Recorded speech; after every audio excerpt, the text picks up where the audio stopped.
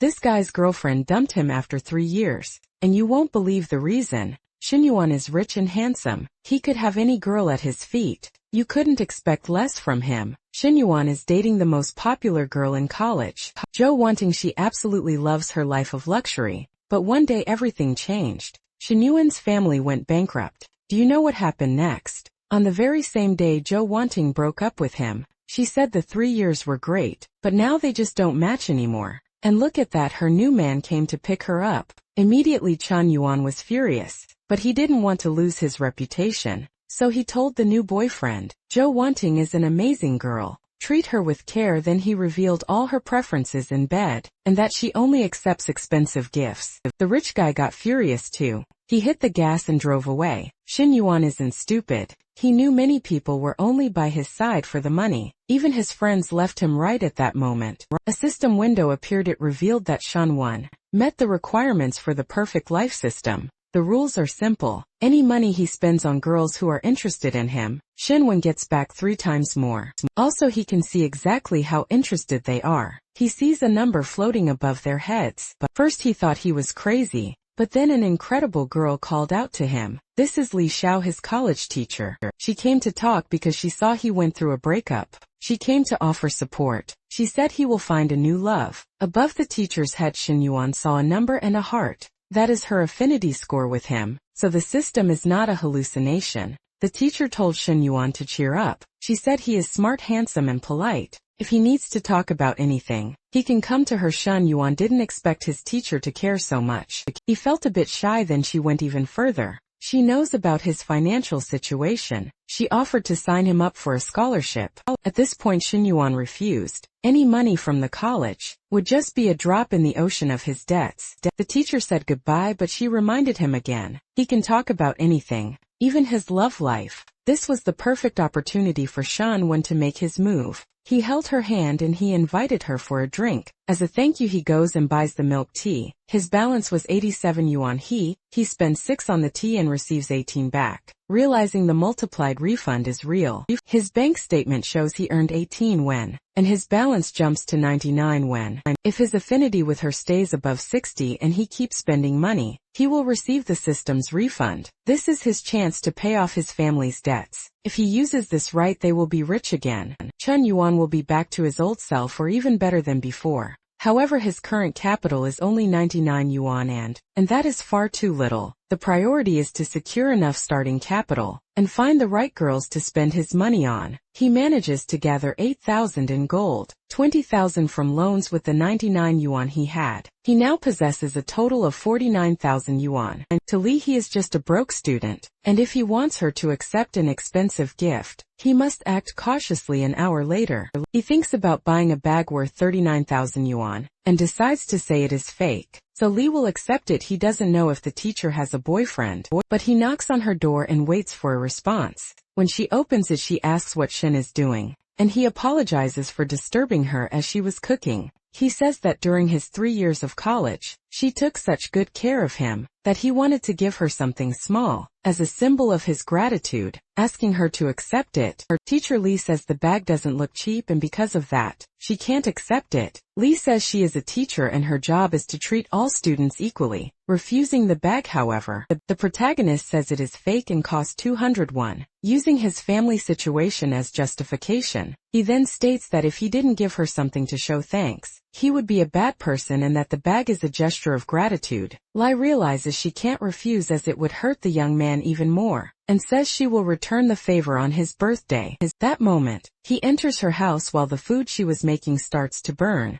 The teacher asks if he has eaten yet, and says he can stay for dinner with her. He wants to stay close to increase affinity and earn the refund, and he doesn't want problems with Li's boyfriend. His money hits the account and Shen receives 100,000, leaving him with a balance of 120,000 yuan. A 39,000 bag with a tripled refund made him profit, practically 80,000 yuan. He had spent 80,000 yuan before. However, he had never earned this amount, this being the first time. Seeing that he did all this alone and while still young, is a victory that brings him an incredible feeling. Teacher Lee asked him to sit down and ask what he is thinking about. As he is restless, our protagonist asks if it will be just the two of them eating, and where Li Zhao's boyfriend is. However, the teacher says she doesn't have a boyfriend at that moment. The former rich guy helps the teacher untie her kitchen apron. A bit shy, the teacher says it isn't necessary. However, our hero sorts it out in an instant. Just then the teacher's younger sister, Li Meng, appears annoyed and asks what they are doing. Shen says they aren't doing anything, and Li Xiao asks why she took so long and asks Meng to eat with them.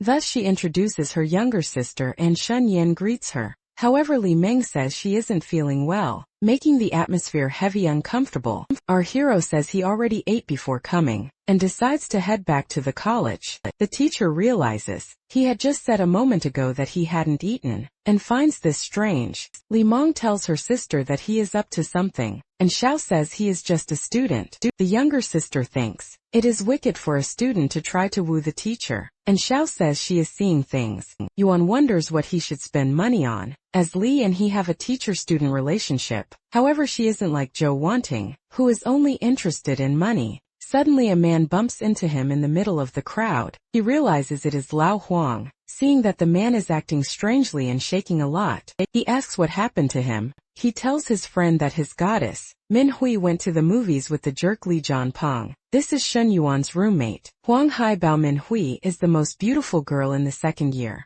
and she had never exchanged words with his roommate. Shen laughs at Huang, and tells him to stop joking as two girls approach them. Haibao remains hopeful as the girl went to the movies with a man, and that doesn't indicate anything malicious. Yuan knows that when you love a girl, to the point of humiliating yourself, it won't end well. Suddenly, he notices he has 72 affinity points with a girl, a level higher than the teacher's. The girls talk about how Shen Yuan got dumped by his girlfriend, and the two keep whispering and gossiping about him. They say at the beginning of the semester, he shouldn't have encouraged getting close, much less paying for drinks because a rich man is arrogant. And now that his family has gone bankrupt, he continues to act full of himself. The girl thinks it is good they are no longer together, and that he got dumped after 3 years. Then finally finds someone he values and who can bring profit, but the numbers start to drop. So, he refuses to stand by and do nothing while he loses points with her. He asks his friend if he would be bothered if he and Min Hui got together.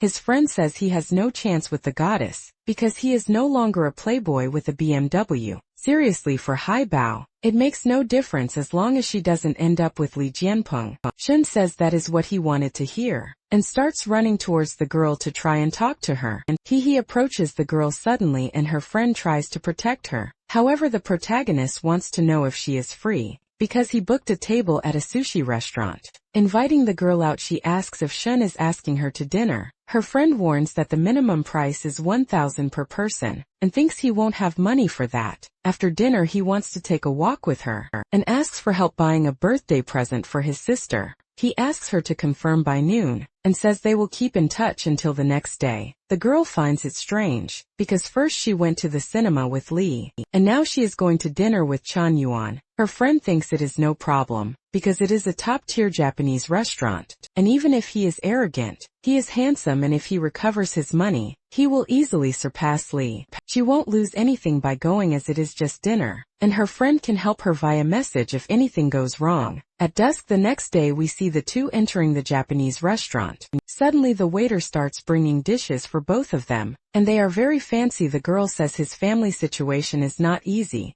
and he doesn't need to spend so much. He asks her not to worry, because the Japanese food at this place is worth every penny. And seeing her attitude, he knows it has been 2 months since he last played poker, and he needs to stay calm. She asks Shen why he invited her to dinner, and to help with the sister's present. Then the protagonist says he always wanted to ask her to dinner, just didn't have the right opportunity. He notices the affinity level starts to drop, and thinks she didn't like the answer. During basic training, she always paid for drinks and they talked via message. When the girl realizes he remembers this, the affinity level increases. Our protagonist says he couldn't forget that, and the affinity increases even more. So he decides to stay calm when the affinity level reaches 70. 40 minutes later he goes to pay and the total is $2,920, but a discount slightly reduces the amount. The girl's monthly budget is $3,000, and the dinner would already take almost all of it. When she went to the cinema with John Ping, they ate at the college cafeteria, and in the future they would go out for dinner. Meanwhile our hero swipes his card and pays the bill. Without saying a word he notices the mission has begun. She had 72 and is now at 76 affinity level. Thus he earned 10,000 on just with one dinner. This was truly incredible for him. The more she looks at him, the more she likes him. Must be the power of his money. The girl, very happy, takes his hand and says, they need to go to the mall to choose the sister's present. They arrive at the city shopping center and find his ex with a man. Zhou Wanting gets irritated because they broke up yesterday, and Shen Yuan is already with another girl. Her current boyfriend wonders how he is spending so much money in a place like that. He is an exploited worker who bought several bags to win over Zhou Wanting. Meanwhile our protagonist, despite being full of debts, still has several women surrounding him. He tells Minhui that it is better to check other stores first to choose the gift. His ex's current boyfriend says they can look around, as it costs nothing. Zhou Wanting confronts our hero about who this woman is. Chen Yuan says that by coincidence, he is at the mall buying a present for his sister. The jerk tells him to go to the toy wholesale store, because he has no money to buy anything at the mall. His ex steps in front of Minhui and even without knowing her, warns that he will try to trick her. Yuan steps in front and says she has nothing to do with this, and he hasn't tricked her at all. The current boyfriend says he shouldn't speak like that to Zhou, and that a man should have class, pointing out they are exes. Furthermore he comments on the bankruptcy and debt situation, saying he doesn't need to pretend to be rich. Our hero feels disgusted by both of them, and thinks they deserve each other. It is better they stay together. There is a mission that, if the level of negative emotions of others increases because of him, he earns a reward at first. He wanted to give them dignity and avoid public humiliation. However, they messed with him. Therefore the protagonist will take advantage of the system's mission. There is no reason to hold back. He starts walking with Minhui, saying they will go inside and look at a store. A woman in the store remembers he was a loyal customer, but she doesn't want to serve a bankrupt ex-rich guy. She thinks he will just try things on and buy nothing. However, she is pressured by her boss and goes to serve. Shinju approaches her boyfriend, Jun, and asks him to pay, and the store attendant goes to her. The colleague in the store doesn't like that. The other one always serves the loyal customers, leaving the problematic ones for her. She wraps the bag, says her taste is refined and that the accessories match her style. She continues flattering her, saying it matches the bags and that the total is 100,000 yuan. Meanwhile Shen Yuan tells Minhui not to hold back on choosing the bag. He points to a bag and says she liked that, one which has a youthful design that his sister would love. The attendant reluctantly says the bags together cost over 50,000 won, and it will be expensive. Meanwhile, Jun is shocked by the bag costing 100,000 won. He already thought 20,000 was too much. Zhou Wanting tells Jun to pay quickly and show off his purchasing power, but in reality he doesn't have that much money on his card. Shen Yuan says he wants 2 bags, and the accessories Zhou Wanting recommended. This leaves everyone in shock, including Minhui and the store attendant, who thought Shen Yuan was bankrupt. Finally the attendant says, the total for the bags with accessories will cost 130,000 yuan. Right after the dinner refund, Shen Yuan has exactly that amount and pays with his card. The attendant goes to get the items for Shen Yuan, and internally she thinks it's a waste of time to serve him. He doesn't think Shen Yuan is still as generous and carefree as before. Picking up a 130,000 yuan set, Zhou Wanting gets angry and asks where the money comes from, since Shen Yuan is broke, questions if he took out a loan. Shen Yuan says Zhou Wanting can think whatever she wants about him, because it makes no difference. Also Shen Yuan notices that Jun bought a bag that cost 20,000 yuan, which is nothing for Zhou Wanting. Shen Yuan states that a man should be generous, because Jun's car must have cost 700,000 yuan. This means Jun should be able to spend more on bags for Zhou Wanting. Zhou Wanting asks Jun to show his purchasing power,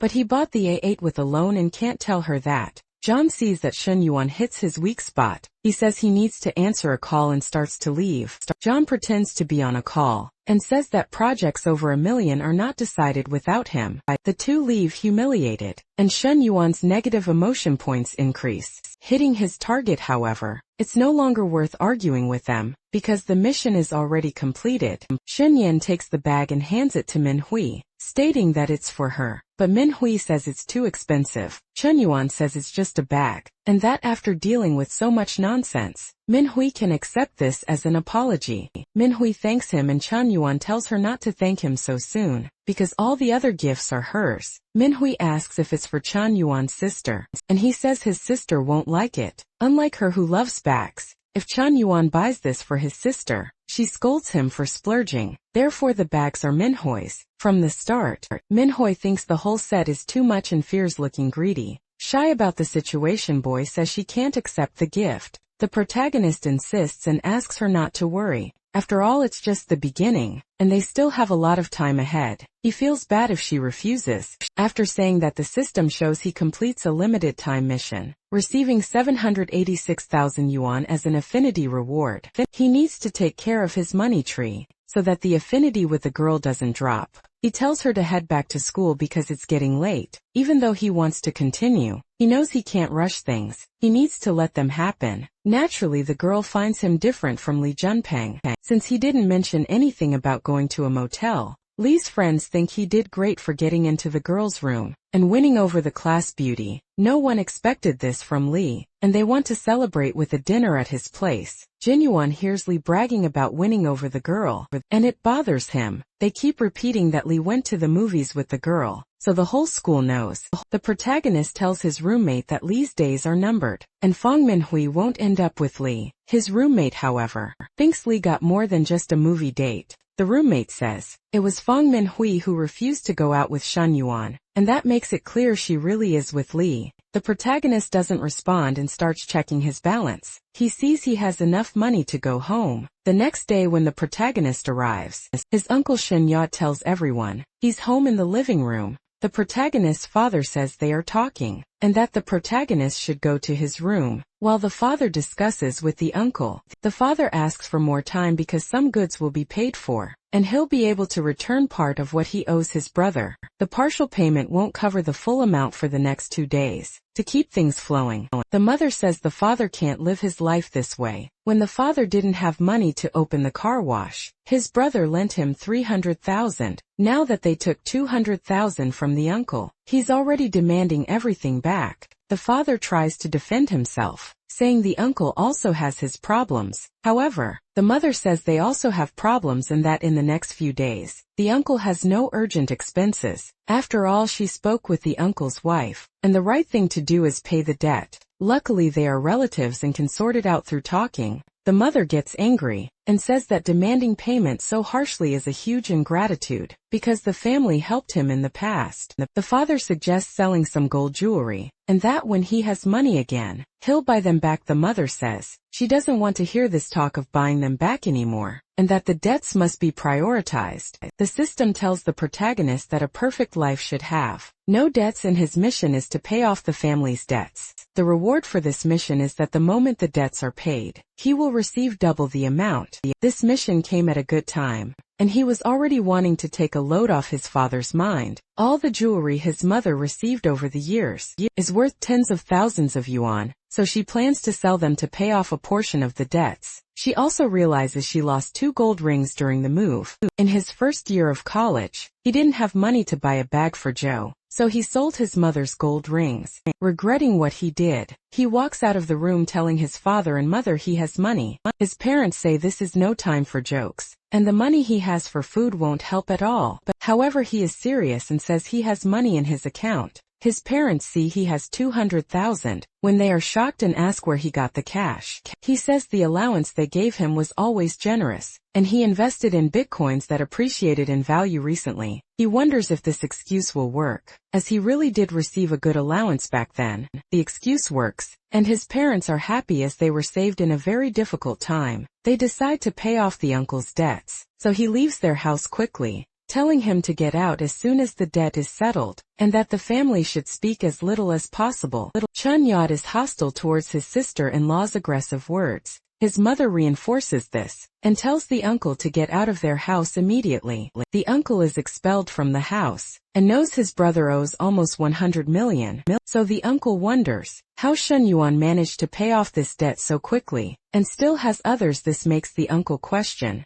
if his brother's family found some business opportunity, and will get rich again after what he did today. Shen Yat wonders how he will deal with the future, and regrets coming to their house. He has reached the initial debt repayment goal, and the system will send rewards soon. Chen Yuan receives 400,000 and then another million yuan, making his current balance reach 2 million yuan. Excluding exclusive shopping credits, Chen Yuan's net worth has already surpassed 1 million. He never imagined receiving so much profit in his life, but to completely pay off the debts, Chen Yuan still has a very long way to go. Even if he gave his father the entire 1 million, it wouldn't be enough to pay everything, so he wants this capital to generate more profit, and decides to give his father another 200,000. Shen Yan tells his father he didn't withdraw everything and has another 200,000 he can give him. His father says it's better to save it for now, as the other debts are not as urgent. However, his father asks Shen Yun to give him 50,000,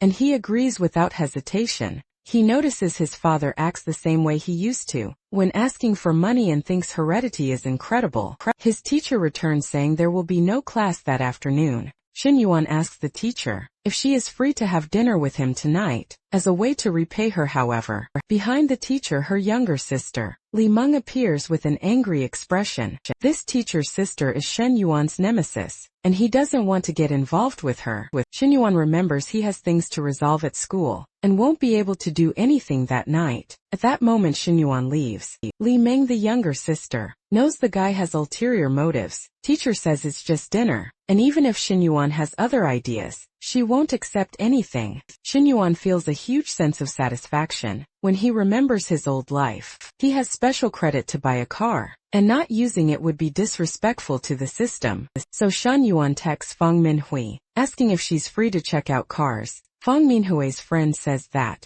if the two of them are choosing a car together, it means their relationship progressed quickly. The friend starts hinting that Fang Minhui won't be back at the dorm tonight, but Minhui says they aren't even together yet. Her friend says Fang Minhui is very lucky because Shen Yuan is handsome and rich. An hour later, Shen Yuan and Fang Minhui are in front of the Forest dealership. The store attendant asks Shen Yuan if he has any specific car model in mind they want to look at. However, a man recognizes Minhui and asks what she's doing there. It's Qin Yang, the high school senior who tried to win Minhui over in the past. Qin Yang asks who the man with her is, and Shen Yuan introduces himself as Minhui's colleague. Jin Yang asks if Shen Yuan has any car model in mind, and Shen Yuan says he wants some information. Jin Yang says Shen Yuan can feel free to look at the models on display, or come inside and sit down. Qin Yang knows the basic M9 version costs 500,000 and 600,000. With fees, he thinks Shen Yuan came here with Minhui just to act rich, and probably doesn't have money to buy a car.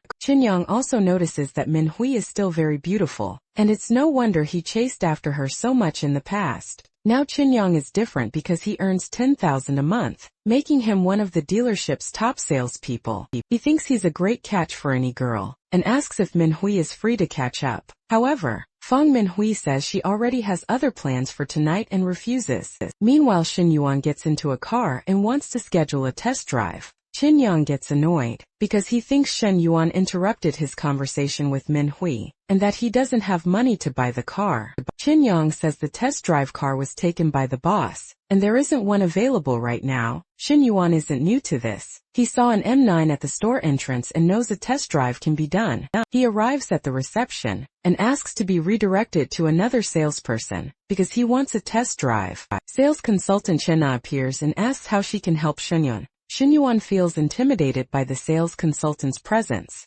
He's very beautiful. The boss asks Qin Yang why he let Chen Na take his client. Qin Yang is too lazy to waste time, and wants Chen Na to waste her time with Shen Yuan. His boss says Qin Yang will regret it if Shen Yuan changes his mind and buys the car. Shin Yang thinks the protagonist is just showing off, bringing a pretty girl to fake wealth. Meanwhile, Chen Na starts explaining how the car works. However, Chen Yuan notices that besides being professional, Chen Na has a very beautiful face and body. He knows she can close a deal with any client, just to hit her sales target. Chen Na realizes Chen Yuan already knows the specifications well, and asks about his budget range. Chen Yuan doesn't even mention a budget range dating. He wants to take a car home today. Customers usually visit the dealership multiple times before deciding, but Chen Yuan did the test drive and didn't even ask the price. Chen Na wonders why Chen Yang abandoned the sale, since Chen Yuan is actually willing to buy a car. Chen Na informs him that she doesn't have the model in stock at the store, but they can arrange the transfer in a week. Chen Yuan closes the purchase. Chen Na thinks he's an angel client, because he bought a 600,000 car so easily. She asks Chen Yuan to rest a bit, and says he can pay the 50,000 deposit, while she prepares the contract.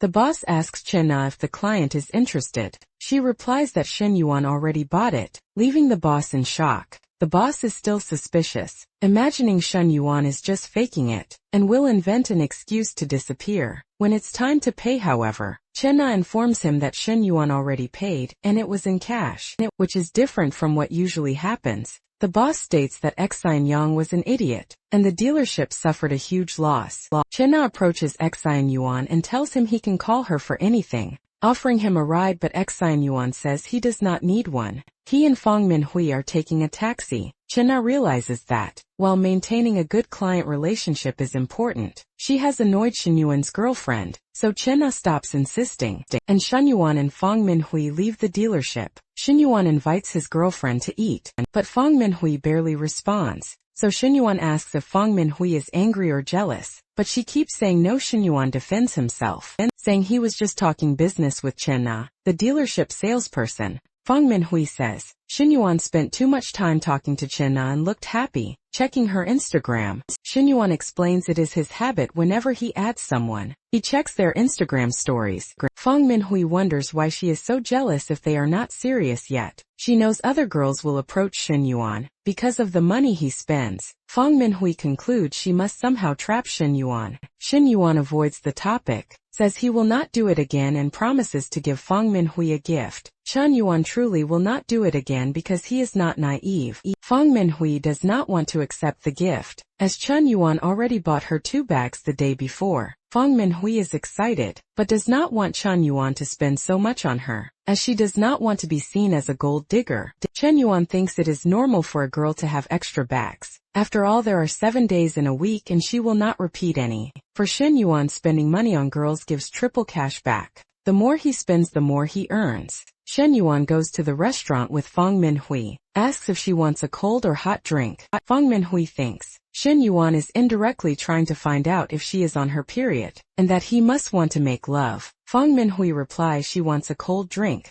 and Shen Yuan does not understand why she has a strange expression. It has been 2 months since Shen Yuan was last with Zhou Wanting, and he is very eager. Shen Yuan and Fang Minhui's relationship score increases to 81 points, and she has several expensive items he bought for her. Chen Yuan is treating Fang Minhui too well, and he just spent another 80,000 yuan on her. Meanwhile, Chen Yuan looks at his phone and notices he received 200,000 yuan, increasing his capital. The cashback system is incredible, and Shen Yuan recovered the 50,000 yuan he paid as a car deposit. Even after settling other expenses, 1.6 million yuan will still remain for Shen Yuan to spend. Chen Yuan tells Fang Minhui not to return to the dorm tonight, and she agrees. Half an hour later, they are at the Grand Rich Hotel in room 808 and Chen Yuan is showering. Fang Minhui is questioned about why she did not return to the dorm, and is embarrassed to say she is with Chen Yuan. Chen Yuan appears shirtless after his shower, asking if Fang Minhui is ready. Fang Minhui apologizes to Ling Ling, as she does not want to return to the dorm today. Then Fang Minhui messages her roommate saying she will not sleep there tonight. Next, Fang Minhui tells Shen Yuan she has not showered yet, and he likes her scent just as she is. Shen affirms he likes every detail about Min, and the girl asks him to go slow. Then they begin to have intimate relations throughout the night. Half an hour later, Min agrees it was good to be with Shen. Shin did not expect Min Hui to be so good, and the experience was exhausting for him. He feels out of shape. He got very tired after 2 months without intimacy. Min, however, wants to go one more time, but Shin prefers to rest a bit first. However, Min does not accept, and says she wants to go again right at that moment. The next morning when Shun returns to his dorm, he sees that the system offers a refund to clear debts, and decides to get rid of his 2,000 unpending amount. Additionally, Chun owes Li Yuhang 100,000 yuan, an amount that accumulated when his family went bankrupt. His old friends only sought him out for their own gain, and Li Yuhang is the only one who helped him when he needed it most. His roommate asks where Chun spent the night, since he did not return to the dorm. Then the roommate informs him that there will be a class dinner, and asks if Chun will attend. Chun says that Li Jianping bought a car, and probably organized the dinner to show it off. He comments that if he goes, it will only be to watch his rival's ridiculous show. Li Jianping is full of himself when he wants to show off, and Chun reconsiders if he will really watch his show after all. Chun receives a message from Lu Hang inviting him to dinner, drinks and to relax. The limited time mission is that Shun is to receive 1 million, to invest within a week. It is a business mission that arises at the right time, as Shun doesn't want to leave the money idle in his account. He wants to invest in Lu Hong's bar, which is under renovation. Shun asks Lu Hong for the location and says he will show up there. They go to the Nanjing restaurant. In a private lounge there, Lin Guangyao asks if they are waiting for Li Xiao, and says he is hungry. Xia Haiji asks if the big shots have arrived yet, and Zhao Jun says that important people are never late. Then Lu Hang says there are fruits and snacks on the table, and that they are waiting for Shun Yuan. Those present ask if Shun isn't the man whose family went bankrupt, and who should no longer be part of their social circle. Li Yuhang says he is paying for everything today, and that the money is not Zi's, so he has no right to complain. Since Shun is a longtime friend, they must wait for him. Everyone gets annoyed at having to wait. The woman, next to Lin, complains that he doesn't want to be her boyfriend, but keeps trying to seduce her. The man in the suit says his girlfriend got stuck in traffic, and will arrive in 10 minutes. Lin's cousin's family has always depended on his family, and if it weren't for them, they wouldn't even be at this meeting. He doesn't know what luck he has to get such an incredible girlfriend. She is a temptation in the office, one that no man would resist. After all, she only wears short clothes, and since the cousin and she aren't even married, he wants to try to win the woman over. That moment, Shin arrives in worn-out clothes and Lu Hang asks why he arrived late. Shin says that the traffic is horrible, and that the driver took the worst possible route. Lin Guangyao finds it ridiculous that Chan came by taxi, since everyone else came by luxury car, and therefore didn't get stuck in traffic. Everything changes when the man in the suit's girlfriend arrives.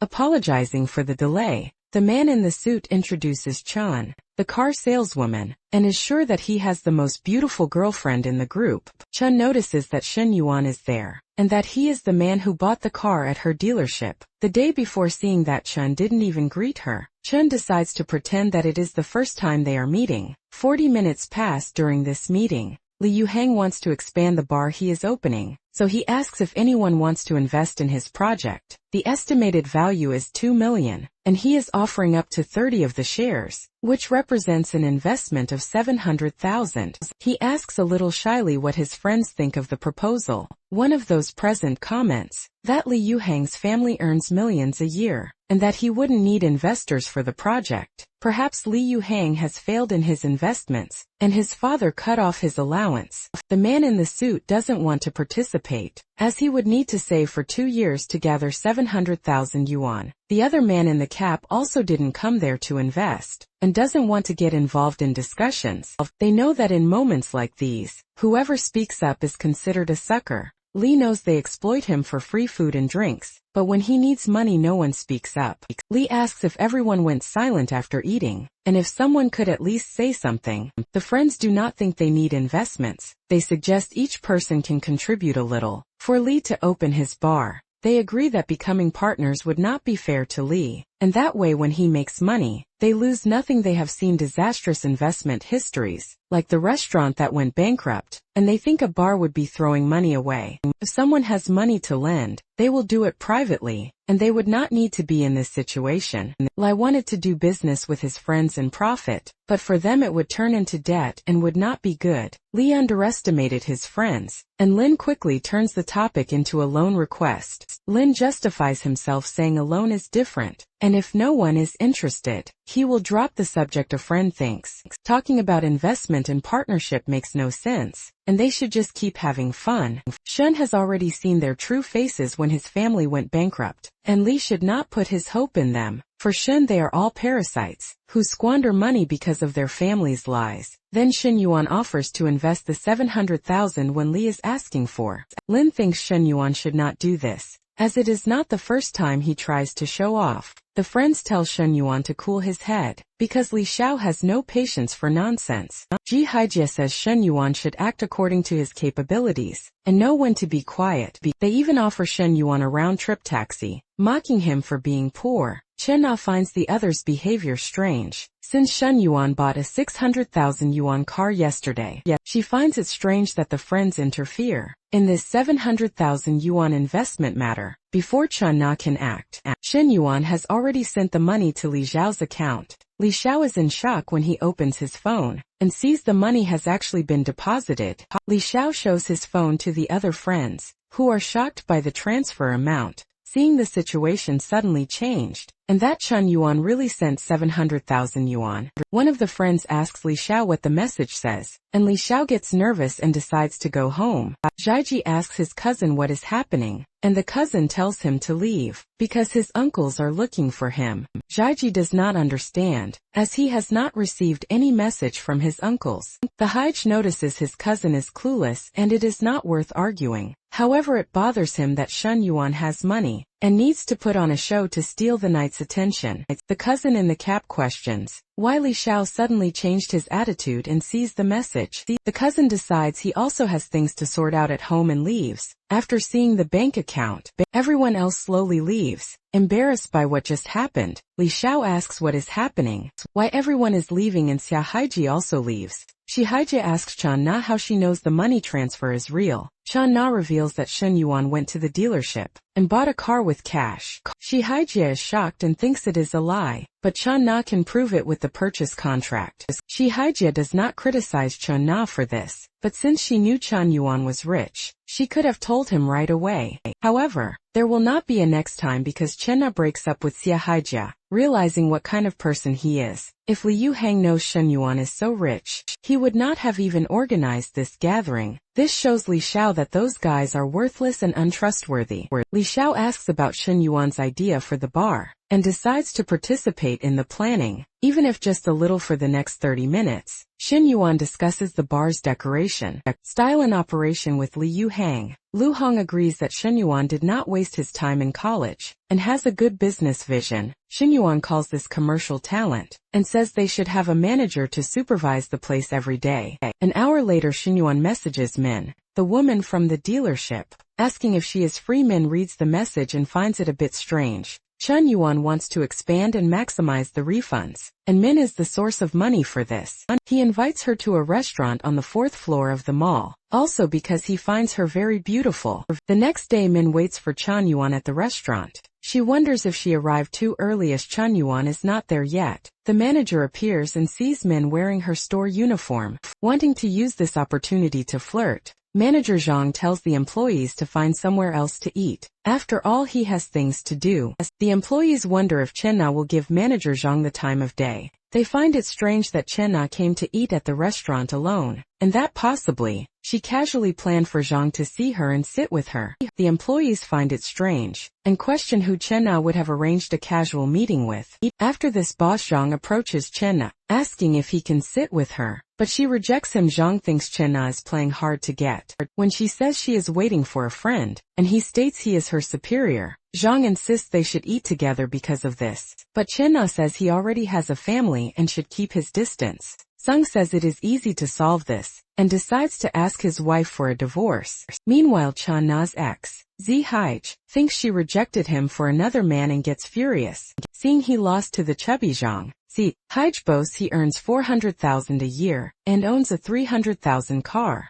See, Haj storms into the restaurant crying, accusing Chenna and Zhang of having a secret affair behind his back. A furious Zihaj claims he does not know who Zhang is. Chenna asks Shurhaiji what he is doing. Shurhaiji punches the manager in the face. Shurhaiji and Zhang start fighting and hitting each other. While Shen Yuan watches the scene, completely confused, Shen Yuan sees them fighting over an affair that never even happened, especially since Zhang did not deny anything. Shen Yuan takes Chenna's hand and leads her away to a quieter spot. Chenna explains she was with Ji Haiji for only 2 weeks, and during dinner she realized he has a bad character. Shen Yuan thinks it is better to discover someone's true nature sooner, rather than later. Zhang, who was assaulted, is Chenna's boss. He worries about how he will treat her at work. Now that he was beaten up, Chen Yuan believes such a boss does not deserve Chen Na's work, and suggests she change jobs. Chen Na finds changing jobs difficult, as she would have to regain years of clients and start over.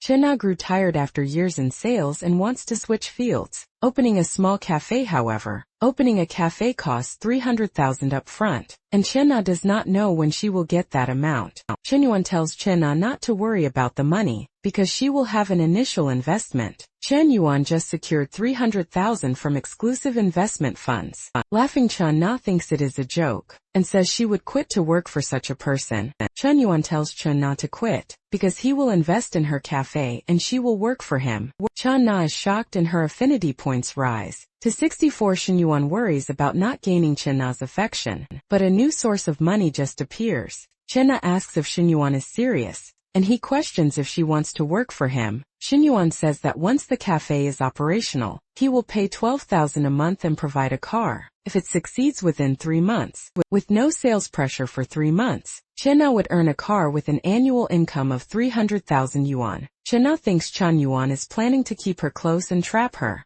Chen Na says it is not worth doing this for her, and even if the conditions are tempting, she does not want to be trapped. Chen Yuan tells Chen Na not to overthink it, because he wants to open a chain of cafes, and this would be a pilot project. Hearing this, Chen Na needs more time to consider the decision. Meanwhile, Minhui texts and asks if Chen Yuan is free tonight for a drink. Seeing Minhui already wants to go out again for a drink, Shen Yuan notices she has quite a lot of energy, so Shen Yuan replies they can have a drink and take things slower. Shen Yuan says goodbye to Chen, claiming he has something to resolve now and awaits her answer. Arriving at room 808, Shen Yuan is greeted with a hug and Minhui says she missed him. Minhui smells another woman on Shen Yuan and gets annoyed. Shen Yuan realizes Chen Na's perfume clung to him, because he got into her car. Highly irritated, Minhui asks if Shen Yuan was with other women before seeing her. Shen Yuan says he only has eyes for Minhui, and is not with anyone else. Chen Yuan claims he went to the dealership to sort out paperwork, and must have picked up another woman's perfume there.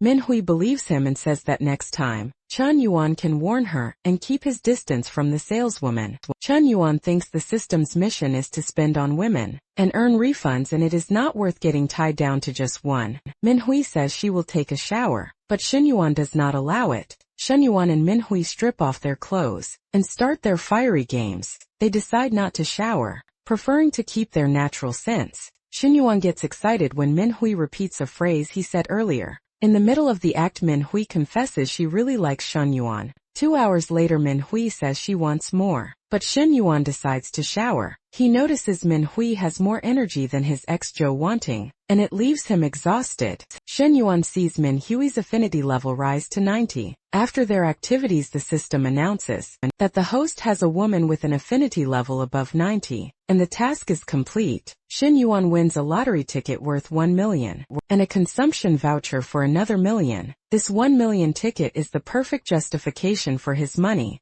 and can pay off his family's debts. The skills Ruthless and Power merge, and Shen Yuan knows he will completely dominate in the future. He knows that from now on, he will unleash his power and Minhui will be under his control. Shen Yuan feels a giant wave of energy surge through his body. The rewards for reaching 90 affinity with a woman are incredible. It seems the system distributes rewards according to his needs. Reaching 90 affinity with the dealership woman would take time. Unlike with Minhui, Shen Yuan decides to take advantage and advance step by step. After all, her affinity is already past 60. He has no idea when another woman with affinity above 90 will appear, or what rewards he will receive. The most important thing for Shen Yuan now is to test the power he gained from the system. He returns to Minhui stating he changed his mind about showering and wants to test something. Minhui notices the difference in him, and it makes her very happy. Meanwhile, Chenna tells her friend that the man offered her 300,000 to open the cafe, and that after 3 months, he would give her a car. Her friend Xian thinks Chenna fell for a scam.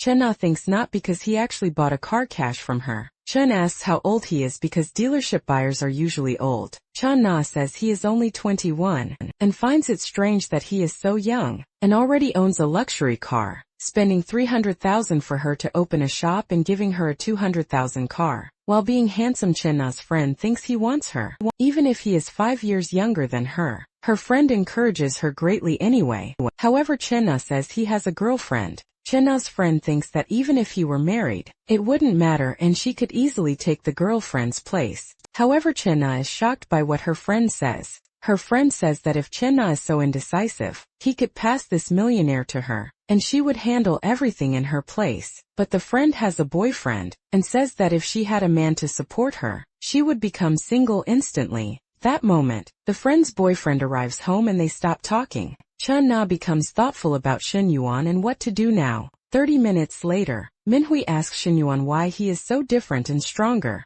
In just over 40 minutes they went twice and it impresses her. Then Shen Yuan asks if Minhui liked it, and if she wants to go again. Minhui is surprised and asks if he can still handle it. Shen Yuan wants her to take control. Minhui states she doesn't know, and Shen Yuan says she can learn by doing so. But they continue their heated games and a day passes. Next day, Minhui returns to the university, while Shen Yuan prefers to sleep in. As soon as he wakes up, Shen Yuan checks the lottery ticket the system gave him. He sees that the blue and red numbers are correct, totaling 6.8 million yuan. Chen Yuan jumps out of bed, knowing he won all that money, and decides to tell his father. After all, they suffered for years with the family's bankruptcy, and he rushes to tell his parents. Arriving home, his mother asked him not to shout. Shen Yuan says he has something very important to tell his father. His father asked what is so important that it cannot wait, and if Shen Yuan got into trouble. Shen Yuan asks his father to sit down and shows him. They won 6 million and are rich. His mother asks if college pressure is affecting him that much. Shen's father tells him not to make things up, stating he will handle the family's debts himself. Shen then shows him the numbers and the lottery results, up close on his phone.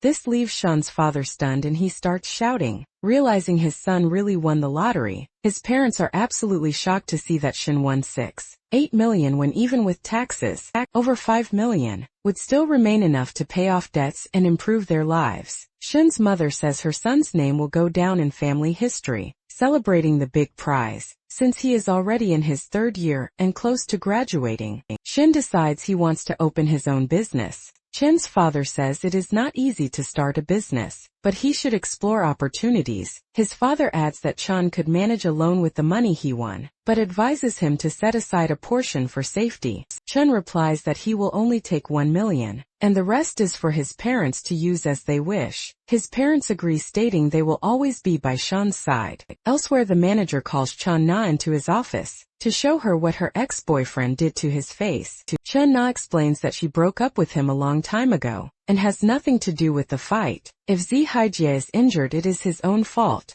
The manager insinuates that Chen Na is not being truthful, as the man would not have been beaten without reason. Chen Na realizes the manager is trying to use the situation to win her over. She reiterates that she had nothing to do with the fight, explaining she was on a date with a friend when Zi Haijie insisted on showing up. Manager Zhang then suspends Chen Na from customer service for a month, claiming she left work and abandoned clients. Zhang says that once she reflects on what happened, she can return to the office. Chen Na argues that she asked for his permission before leaving. Zhong replies that he is the general manager of the store and calls all the shots. The customer service suspension means Chen Na will lose her commissions and have a very low salary. Annoyed, Chen Na calls the manager mediocre and says the job is horrible, announcing she wants to quit. Zhang advises her not to rush and to think carefully before making that decision. He mentions that even though Shen Yuan is young, he is different from others and acts very calmly. Zhang suggests that no matter what Shen Yuan wants to do, working with him would already be a better opportunity.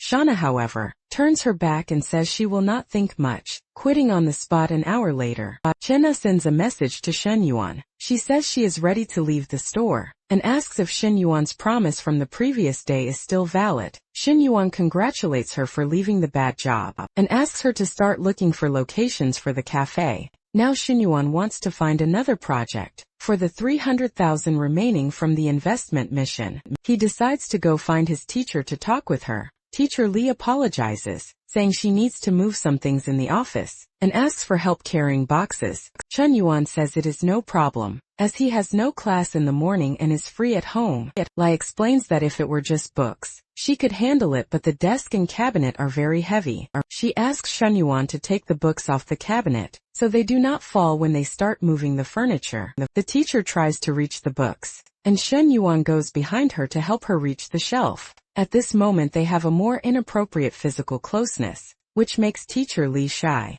Li notices they are physically closer than in any previous situation. This makes her question if Shen Yuan feels something for her. After the task finishes, teacher Li becomes very shy about what happened between them. Other students arrive to help and notice that Li's face is very red. Shen Yuan tells the boys to move the filing cabinets to the other side. If the students hadn't arrived late, they would have seen the embarrassing scene. Li notices that Shen Yuan is becoming bolder and bolder, first at her home and now in the office. However, this excites her, even though she knows it's wrong because he is her student. That moment, Li's feelings increase and her affinity with Chen Yuan goes up to 71. Chen Yuan intends to visit her more often, to increase this affinity and strengthen their relationship. On Saturday near the college gate, two girls talk with John Peng about him buying a 200,000 car in cash. John Peng drives a BMW at the college and girls line up for him, with Fong being the only one who refused him. John Peng says that many people don't care about luxury cars, and the gold digger girls respond that those people are crazy.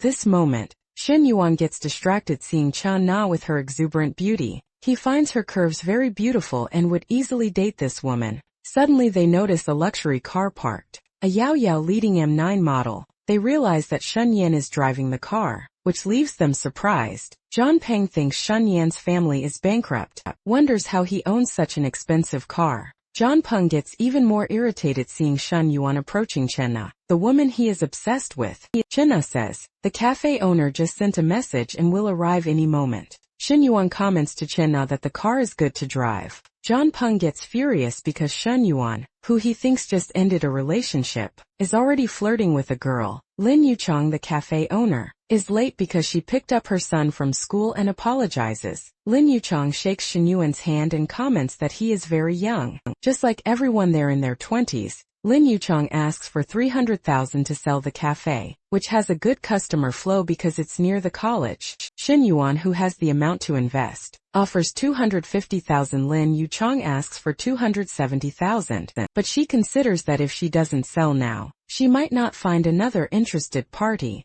Chen Yuan intends to pay in cash, close the contract that same day, and transfer the amount. He says that if they sign the contract, he will send the 250,000 immediately. Lin Yuchong asks the waitress to show the place to the new owner of the establishment. Chen Yuan, the waitress, Xiao Qiu, calls Chen Yuan boss and introduces herself. To him, Chen Yuan explains that he needs to show the place to Chen Na, who will take care of everything as he won't appear very often. The two college girls find it absurd that Chen Yuan closes a 250,000 deal in a few minutes. This makes John Peng, his college rival, even more irritated that Shen Yuan has so much money and a beautiful woman by his side. Suddenly Lin Yuchong, the former cafe owner, receives a call and stands up to answer it. Chen Na thinks that Lin Yuchong is the wife of Zhong, the man who fought with Zi, her ex-boyfriend, at the restaurant. Zhong has a beautiful wife. He uses his position to harass female employees. Chen Na has records of conversations with boss Zhang's threats.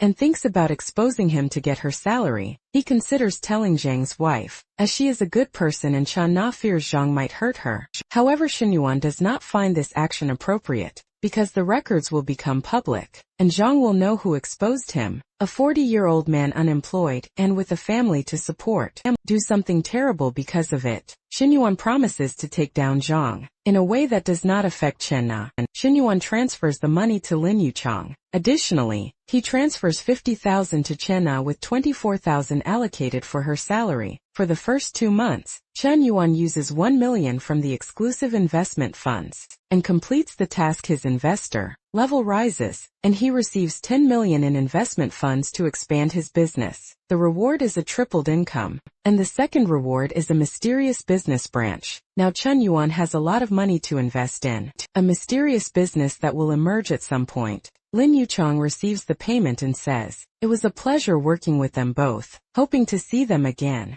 Chen Yuan feels Lin Yuchang's soft touch and charm. A married woman at this moment, Chen Yuan already starts having some improper thoughts about her, saying they will definitely see each other again. An hour later, Chen Yuan takes Chen Na to a restaurant. Chen Na says the restaurant is expensive, and asks if Chen Yuan frequents the place often. Chen Yuan replies that he does not come here often, but it is a special day to celebrate their partnership. Chen Yuan looks closely at Chen Na and realizes she is irresistible, and any man would feel the same. Then Chen Yuan asks Chen Na to sit beside him at the restaurant, and pulls her closer. Chen Yuan says he spent 300,000 on the cafe, and every month needs to pay 12,000 in salaries, so he wants to recover his investment. He continues saying there is no love or effort without reason. After all, profiting from a cafe and paying the bills is difficult. Chen Yuan states that all he has to offer is this. Chen Na complains when he touches her because the waiter is nearby. Chen Yuan assures her that the waiters do not serve that quickly. 10 minutes later, he has already finished his game. A waiter announces that Chen Yuan's dishes are being prepared, and he stops what he is doing. Chen Yuan tells Chen Na to try some sushi, which is the house specialty. Chen Na finds him handsome and cool, but his only flaw is being a scoundrel. As he dates and cheats on his girlfriend, there is no point thinking about it, as Chen Na has now embarked on a point of no return. 40 minutes later, their dinner ends and the bill exceeds 2,000 yuan. The system reimburses triple, and Shen ends up profiting 5,300 yuan. Easy money, a meal equivalent to the commission from selling a car. Spending 2,000 yuan is like spending 20 for Shen. Chen Na wants to return to the cafe to talk with the waitress, understand the environment and familiarize herself. Shen thinks this will bother Chow. After all, the place closes at 9 and it is already 8:30. Chen Na timidly asks Shen to take her home. She delivers the report to Shen. The next day after work, Chen asks to go up to Chen Na's place for water, but she doesn't think it's appropriate. After all, what happened at the restaurant is already Chen Na's limit, and it's still too early to dodge the situation.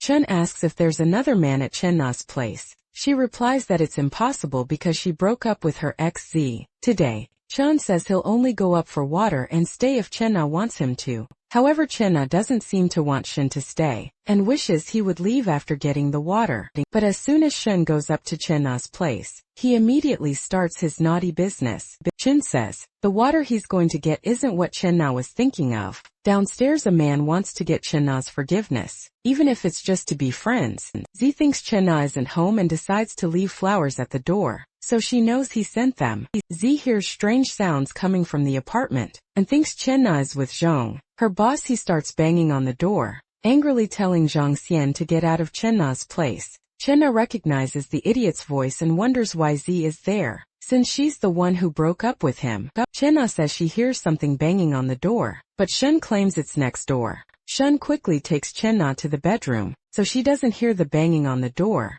Meanwhile, Chen Na says she isn't ready yet and prefers Shen to go slower. Chen Na's ex thinks he has no more chances and gives up on winning her back, dropping the flowers on the ground. An hour later they finish, and Shen Na says she is very tired. To solve this, Shen lays her down on the bed so she won't tire out as quickly. Shen's energy is infinite thanks to the system's ability, and he just can't stop. Not only is Chen Na not extroverted, but she is also very reserved, and this makes Shen even more attracted to her. The next day, Shen smells toast and fried eggs coming from the kitchen. Chenna is making the eggs and toast, and Shin notices her thoughtfulness. A stark contrast to Minhui. A mission appears by a property for Chenna within the next 24 hours. The system's first reward is a double cashback on the property's value. Next, a mysterious property is granted after the purchase. This means the mission reward stacks with the cashback bonuses. The system just materialized. Shin's idea of turning the house into a home for them both.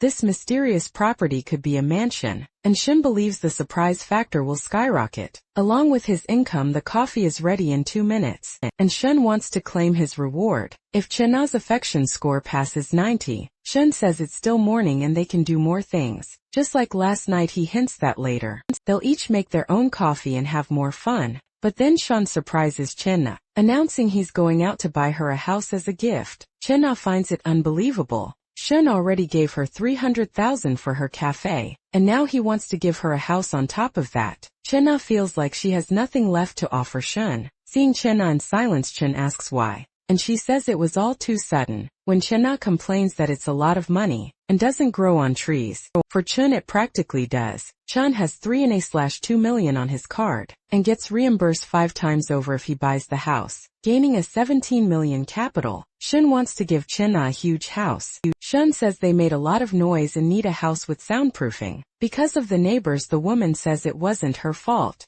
and Shinyuan admits he made a lot of noise. Chenna reveals that 2 of her friends want to check out the cafe. In the morning, Shinyuan thinks it will take time to buy the house, and 1 afternoon won't be enough. So Chenna tells her friends that an unexpected issue came up, and they can meet at night instead. Chunchan tells Menglu, but an unexpected issue came up and she can't go. Menglu is an in-demand personal trainer, and a personal friend of Chenna. Qian thinks the cafe story fell through and was over the top. After all, a man wouldn't just hand over 300,000 that easily. Menglu thinks her friend wouldn't make that up, and asks her to ask what happened. Menglu wants to meet the rich, young and handsome man because she's never found one for herself. Chun is stunned because the reason Chun-na isn't going is that her boyfriend is going to buy her a house. Buying a house is a huge responsibility, and Shin Yuan is spending almost $1 million on Chun-na without really knowing her. Menglu wants to meet Shin Yuan because this type of man usually has more than one woman.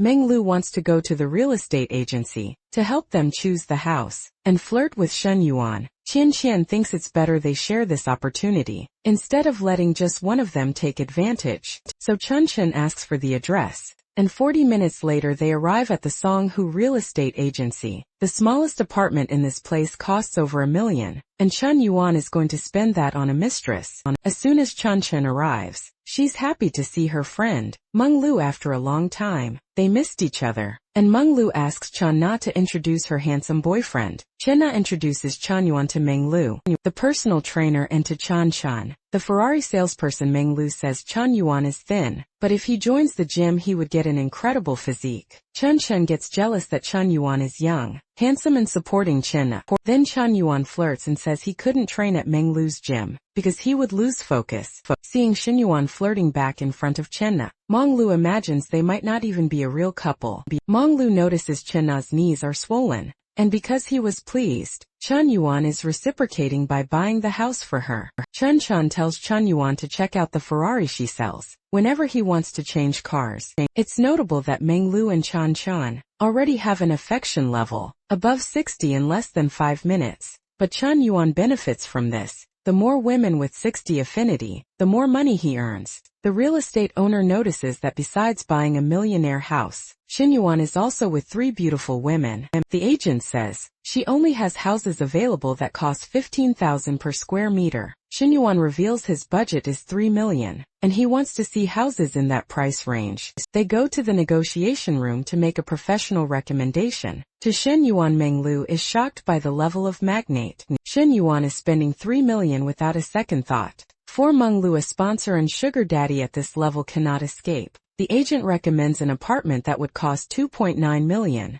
and fits what Shen Yuan wants. His supposed girlfriend Chenna says that's a lot of money and she feels bad. However, Shin Yuan says he won't skimp on a big house for them to live well. The friends see that Shen Yuan is a loyal and ideal sponsor, who doesn't save and wants to give the best of the best. Shen Yuan doesn't want to be taken for a fool, and asks the agent to really push for a discount. The agent says that if Shen Yuan closes the deal today, she can guarantee good discounts immediately. Instead of a discount, Shen Yuan wants 2 more parking spaces. Meng Lu decides to win Shen Yuan over and keeps flirting. Shen Yuan notices this and, looking carefully, finds her impressive and stunning. If something were to happen between them, Shen Yuan thinks the feeling would be indescribable. However, Shen Yuan cannot get distracted, now that it's time to close the house deal. Half an hour later, the discounts are applied and the house goes for 2.98 million yuan. The friends are shocked that Shen Yuan buys the house for Chen Na with such ease and puts it in her name.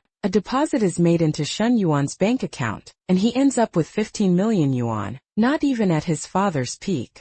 Shen Yuan and his family have so much money, and this is due to the system. Besides Chen Na, who makes him a multi-millionaire overnight because of the mission reward is given, and Shen Yuan gains a mansion on Qingju Lake. This is one of the 10 super mansions in Star City. The real estate agent realizes Shen Yuan isn't really dating Nana. She secretly wishes for a man like him in her life, someone who pays for a house up front. She suggests they exchange messages to sort out the contract details. Shen Yuan adds her and Meng Lu gets furious, thinking the real estate agent is trying to steal what's hers. Meng Lu then tells Shen Yuan she'll need his tips to buy her apartment soon. She also comments that one day, she can train with Nana whenever she wants. Shen Yuan tells Nana he has matters to resolve, and doesn't want to bother, the 3 of them suggesting they have lunch together. Meng Lu thinks it's a waste for Shen Yuan not to stay and eat, and then enjoy what she has to offer. Nana calls them to lunch and then to the cafe,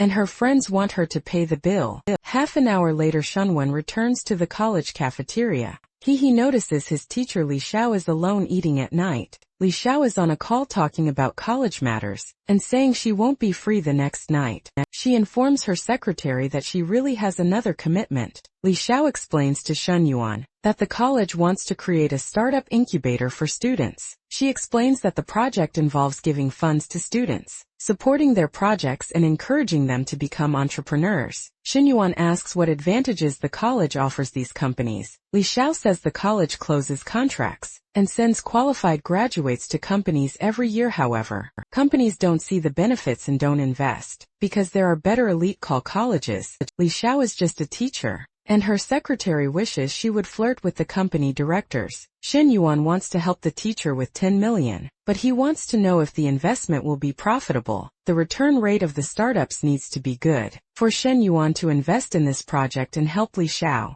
who is struggling. Shen Yuan tells Li Xiao he has some interest in investing in the project. Li Xiao agrees it's good to have that vision, but since the project hasn't launched yet, it would be difficult right now. At this moment, a new mission appears for Shen Yuan, to influence more areas of society, including the college. He must earn prestige points by investing in university projects. His reward will be a lottery draw. For every 500 prestige points accumulated, these points represent his reputation and the respect people have for him. The startup incubator is perfect to help teacher Li Xiao, and at the same time earn prestige points. Shen Yuan spots a perfect opportunity to invest however he wants. He wants to invest in the businesses of his younger and older female classmates at the university. This will boost his prestige and affinity, plus make him a lot of money. Shen Yuan asks Li Xiao if should someone or a company invest, the professors or the students themselves would do the evaluation. Li Xiao replies that the university evaluates the students,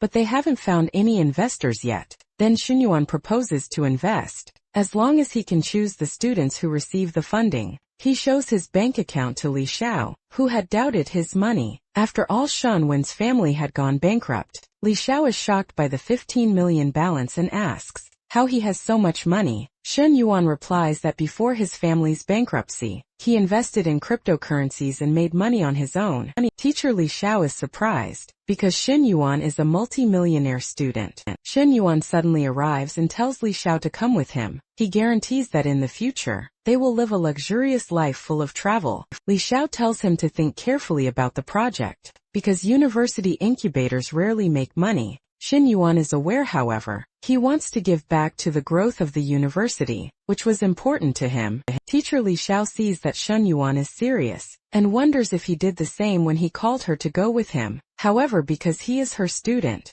Li Xiao feels ashamed of herself for having considered being with him. Shin Yuan tells Li Xiao to think carefully about the luxurious life they could have. In the afternoon, Nana sends a message and a photo of the coffee shop to Shin Yuan. Nana tells Shin Yuan to try the coffee she made, and Shin Yuan replies that he immediately noticed it's bad, and he will teach her how to make it. Some people told Xiaoyi that Shin Yuan had gone bankrupt, and was no longer rich, so she shouldn't keep thinking about him. Xiaoyi is Shin Yuan's classmate in international trade. The girls laugh at Shin Yuan, thinking he works part-time to pay for college. One of the girls boasts about having her dinners paid for by a rich man, claiming that dating Shin is a loss. They start to speak more quietly. When Shin approaches, the girls think he is going to work part-time at a restaurant. Because of the time, they decide to follow him to see where he works. One of them asks if Shin had disappeared because of a formal job, and they suggest going there to support him. Shin decides to play a trick on them, and says he works at a coffee shop, inviting them to check out the place. The three girls Shin brought are shocked by Meng Lu and Chan Na's beauty.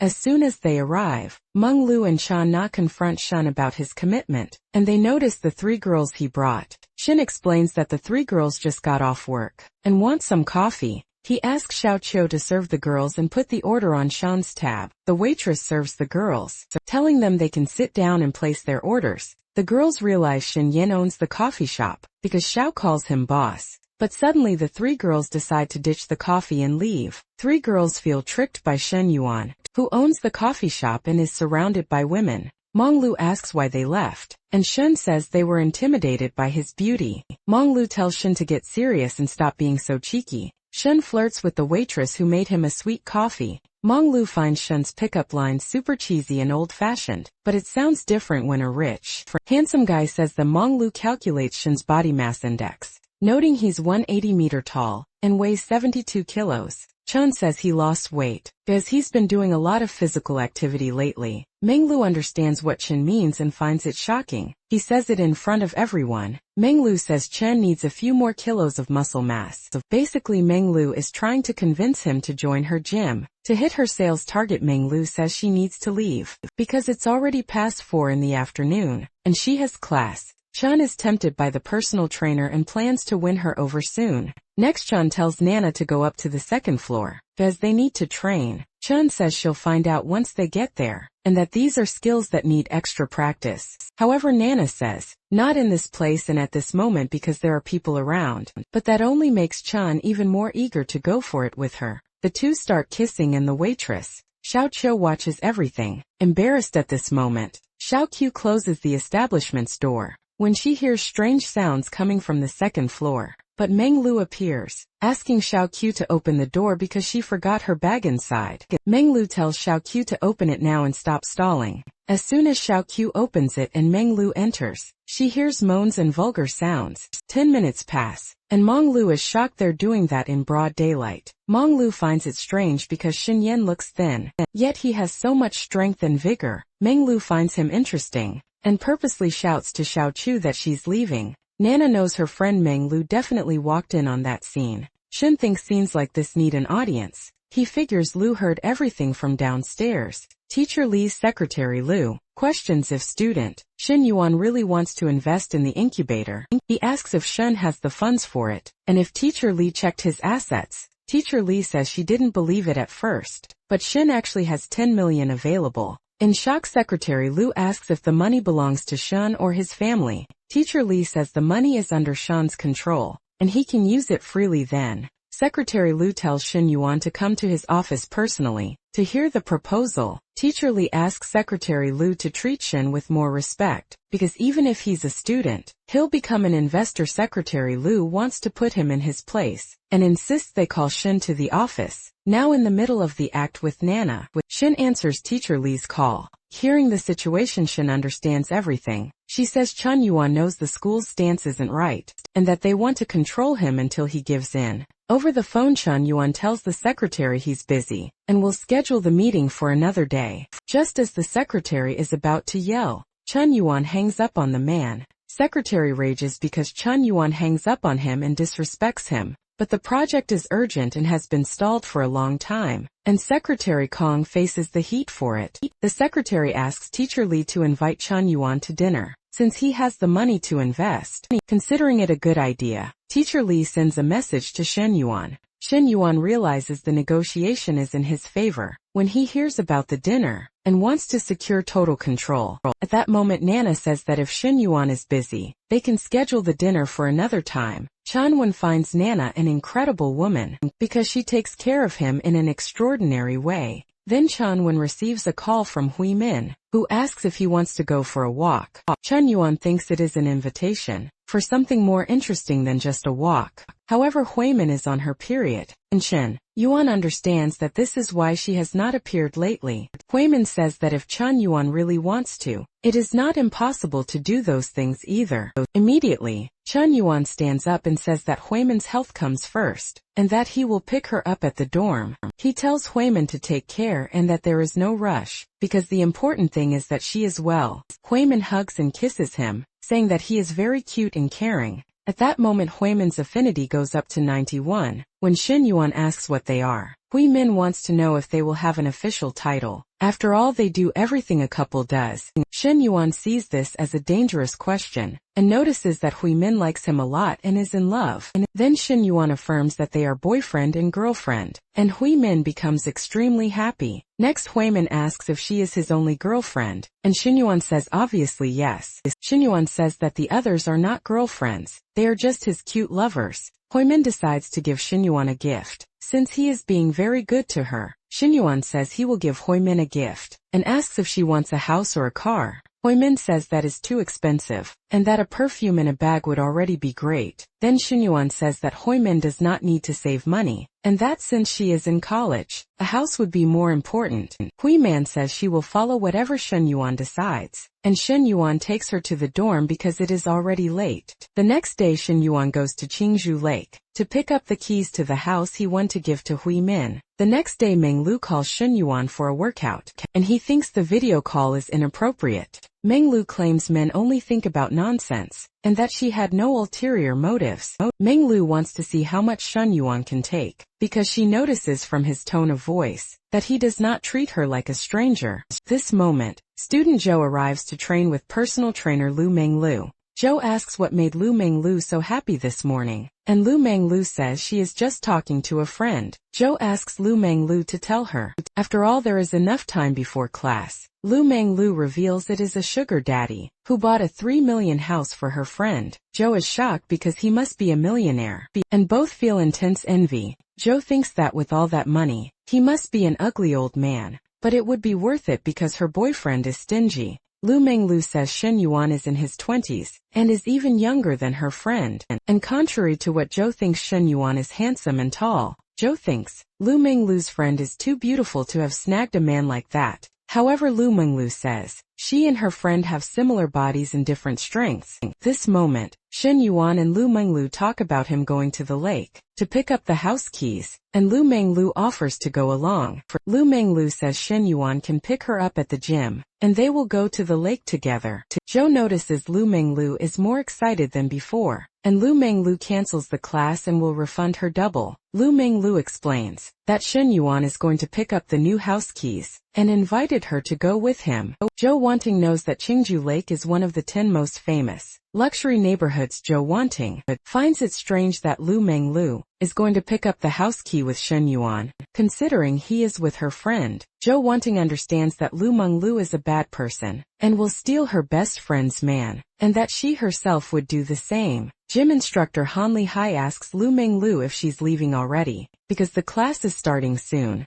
Zhou Wanting ignores the instructor, even though he's strong and handsome. About 10 minutes later, Chun Yuan arrives in his M9 car to pick up Lu Meng Lu. Han Li Hai comments that Chun Yuan bought a $3 million house for his girlfriend. Without hesitation, the instructor is shocked, imagining how many years it would take him to save $3 million. However, as she looks closely at the man in the car, Zhou Wanting notices he looks familiar. She's shocked to realize he's Shen Yuan. Her ex-boyfriend Zhou Wanting finds it strange that the rich, handsome guy Lu Meng Lu mentioned turns out to be her ex. She can't believe Shin Yuan became a millionaire out of nowhere. Just 2 weeks after their breakup, Zhou Wanting realizes she really traded a chance with Shen Yuan for Bao Jun. Bao Jun in turn sends Zhou Wanting a message saying he's discovered something. Zhou Wanting gets annoyed because Bao Jun gets straight to the point and treats her like she's easy. Bao Jun told Zhou Wanting to come to his place tonight, and she told him to screw off. Bao Jun doesn't understand why Zhou Wanning started treating him that way. Out of nowhere, Zhou Wanning blocked him, and Bao Jun doesn't understand what's happening. Zhou Wanning wonders if she still has a chance with Shen Yuan. After all, she trained him a lot and spent sleepless nights with him. She questions if it would be too much to try and get back with Shen Yuan. Thinking about the implications for Coach Lu, the university girls, and her best friend, Lu Menglu comments that the car is huge, and they could camp in the middle of nowhere with it. An off-road camping trip with a woman like her would get any man excited. Chen Yuan says camping sounds interesting and they can do it next time. Lu Menglu comments that Chen Yuan doesn't follow normal rules. Then changing his mind, Shin Yuan says they can do it now. Shin Yuan drops a cheesy pickup line and asks if he can join Lu Menglu's basketball game. Lu Menglu laughs, saying Shen Yuan really likes to tease her. 30 minutes later, Shin Yuan arrives at the location to finalize the house contract. The real estate agent Guan Shufang asks Shen Yuan if he wants to see the house or review the contract. Shen Yuan replies that it's just to finalize the contract, and he'll see the house later.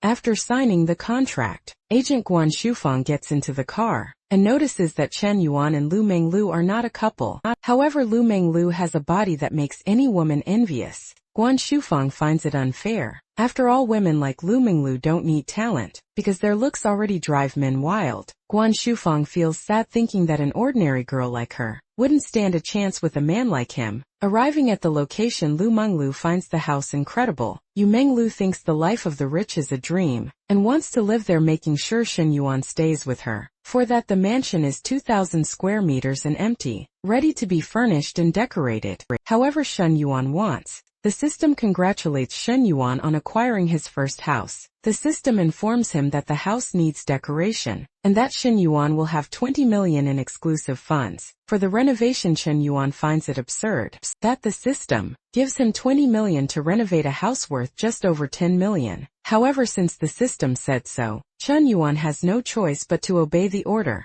Chen Yuan asks Guan Shufang if she knows any good renovation companies. Guan Shufang says there are several high-end companies in Star City, and she will send Shen Yuan the contacts. Seeing the house is empty and there isn't much to see, Shen Yuan finds this sufficient. Lu Menglu wants to record a video and post it on social media, but Shen Yuan asks her not to show his face. Lu Menglu bets other influencers will edit photos and post them, pretending to be Shen Yuan. Lu Menglu says she has over 50,000 followers on QuickSound. Shen Yuan asks if Lu Menglu has many local fans, and she replies that most are from the region. Lu Menglu says 50,000 people have already seen her videos, so it won't make a difference if Shen Yuan sees them too. However, Lu Menglu says they saw the normal version, and Shen Yuan can see the exclusive edit. Shen Yuan asks Lu Menglu to send him her QuickSound profile, so he can do a professional review. Lu Menglu is impressed that Shen Yuan has a review channel, and says she will send him the profile right away. Shen Yuan asks if they are going back to the gym now, and Lu Menglu asks if there's another place. Chen Yuan says he wants to play basketball with Lu Menglu, and she claims all men are the same. Lu thinks Chen Yuan slept with her friend yesterday, and now wants to act all smug.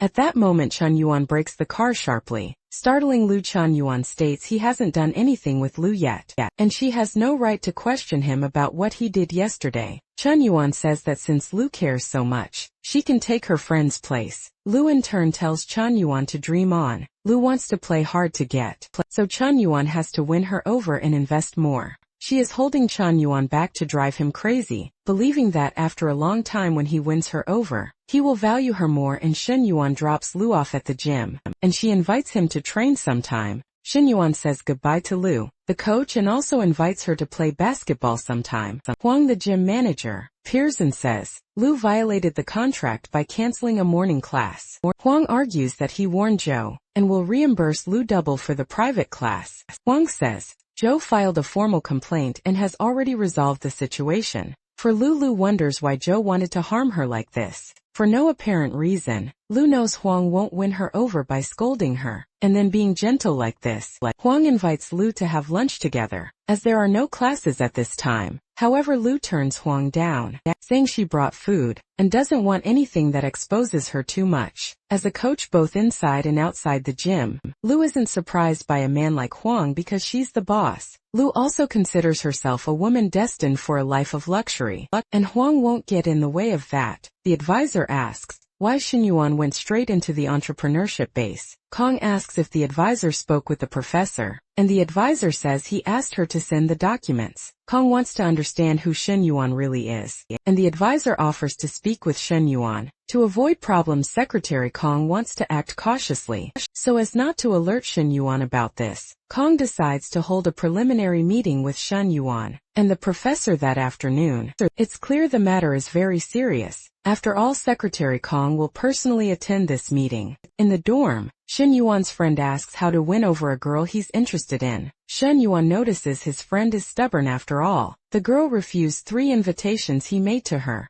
The friend, however, thinks it's progress after all. Before she ignored him, and now she replies to his messages. Xinyuan is happy to see his friend happy, and suggests he ask Lao Chao for help. The friend calls Lao Chao a virgin, and claims Xinyuan is the most experienced among them, able to help him more. Xinyuan states that the girl must like his friend, because she replies to him and agreed to go out with him. When Xinyuan agrees with him, the friend is very happy with the approval. Suddenly Secretary Kong, Secretary Lu and the counselor appear at the dorm door. Xinyuan lets them into the room after they say they want to see him. They think Xinyuan is in serious trouble. They came to investigate because Xinyuan's family went bankrupt, but he is buying many things. The visitors think Xinyuan's money is dirty, because it makes no sense where he is getting so much money. Xinyuan's roommates think it's normal for the big shots to come to the university, because they are sure the police will also come. Xinyuan's roommates think John Peng is talking nonsense about him.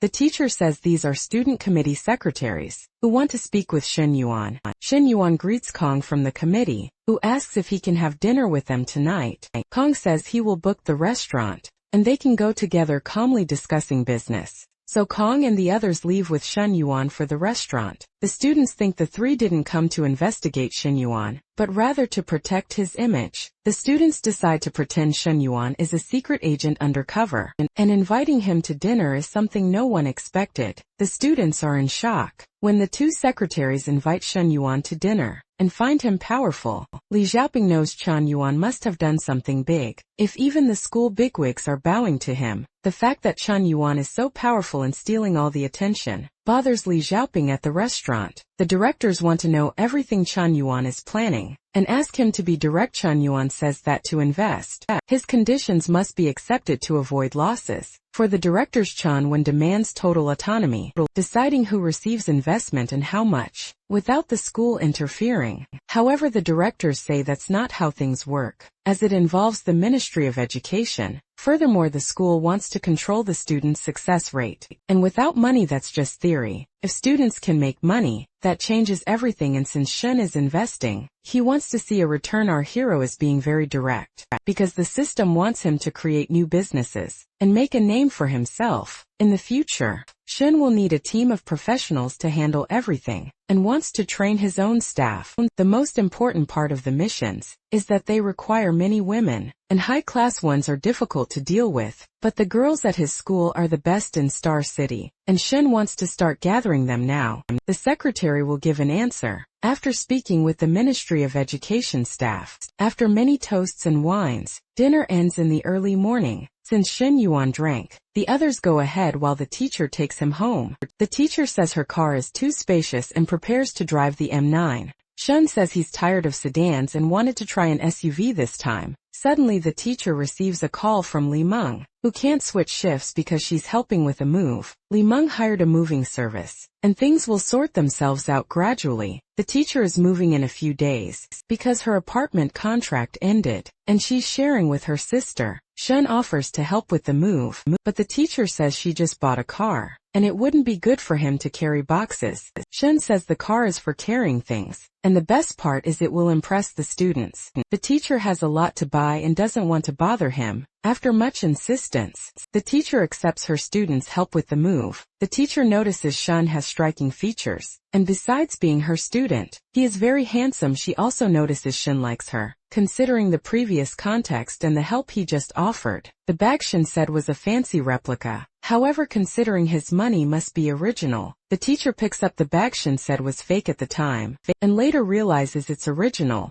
And since he's a student with money, who gives a gift to a teacher he likes, Chun interrupts her and says, giving a bag as a gift to the teacher he respects is no big deal. As the teacher already thought, this isn't right because she is older and Chun's teacher. Before the teacher can say anything else, Chun asks her to drive and Chun won't give up, even if the teacher says she can't accept the gift. Shun says he's going back to the dorm as there's no space at her place, and the teacher parks the car. The teacher says she'll leave the car there, and the next morning Shun will come by to pick up the key. After this dialogue, Shun gives the teacher a sensual thank you kiss on the cheek. The teacher thinks Shun is getting bolder every day. First it was dinner, then in the office. Now this kiss makes her very shy, and she says Shun is a terrible student. Nana asks Shun to open the cafe door for Lin Yuchang, who got stuck outside. Shun opens the door since the waitresses are too far away. Lin thanks Shun and explains that one of her children forgot a toy inside. Shun opens the cafe so the woman can retrieve it.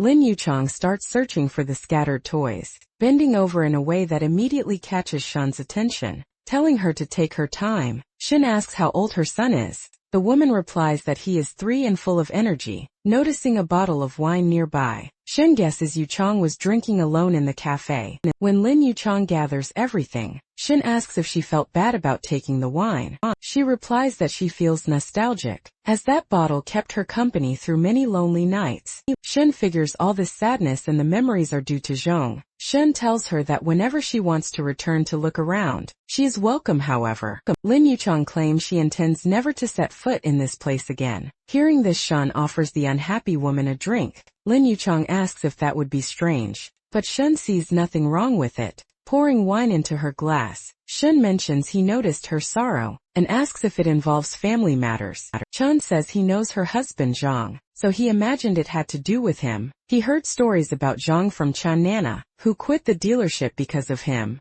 Lin Yuchang suspects Nana and her husband had an affair. Chun Yuan, however, explains that Zhang harassed Nana, and she could not stand the situation anymore. Yuchang agrees that Nana was right to quit to escape Zhang's pestering. Lin Yuchang reveals she is thinking about divorce, because of the cheating and the threats Zhang makes against employees. They have been together for 5 years, and she never imagined this would happen. She fears making this decision because of her son, and the psychological damage it might cause. Xinyuan advises that a clean break is better, as growing up in such a toxic environment could be worse for the child. Yuchang agrees with Xinyuan, finding him kind, mature, and possessing a charm that Zhang lacks. Even if looks aren't everything, Yuchang admits she prefers being with a handsome man. She thanks Xinyuan for his advice to get up to leave the cafe. After finishing the wine, suddenly, Lin Yuchang trips and falls right against Xinyuan's body. Xinyuan tells her to be more careful and Yuchang apologizes. As they lock eyes, Xinyuan catches a pleasant scent coming from her, and does not understand why she is apologizing. Suddenly Yuchang plants a kiss on Xinyuan's cheek, which instantly stirs him up. Xinyuan feels the kiss was not enough, and wishes they had gone further. Yuchang leaves embarrassed, blaming the alcohol. She was always the proper wife, only crossing the line now because of her cowardly husband. Xinyuan tells Nana that the dorm is closed, and he has nowhere to sleep. Nana tells him not to rent a hotel, to come over and cuddle with her instead. 20 minutes later, Xinyuan arrives drunk at Nana's door, leaving her shocked when questioned about his state. Xinyuan claims it was due to a meeting with the bosses. Nana tells him to sit down and take a shower, while she prepares some tea. However, Xinyuan demands a hug from Nana before anything else. He embraces her from behind, not in a sweet way but with mischievous intent. The first time, Xinyuan used the excuse of needing water after training, and now he uses the excuse of an innocent hug. Nana already understands Xinyuan's character, and knows exactly how these innocent games end. Xinyuan asks if Nana does not trust him anymore. Nana replies that they will sleep with separate blankets, because he lied and clearly wanted more than just a hug.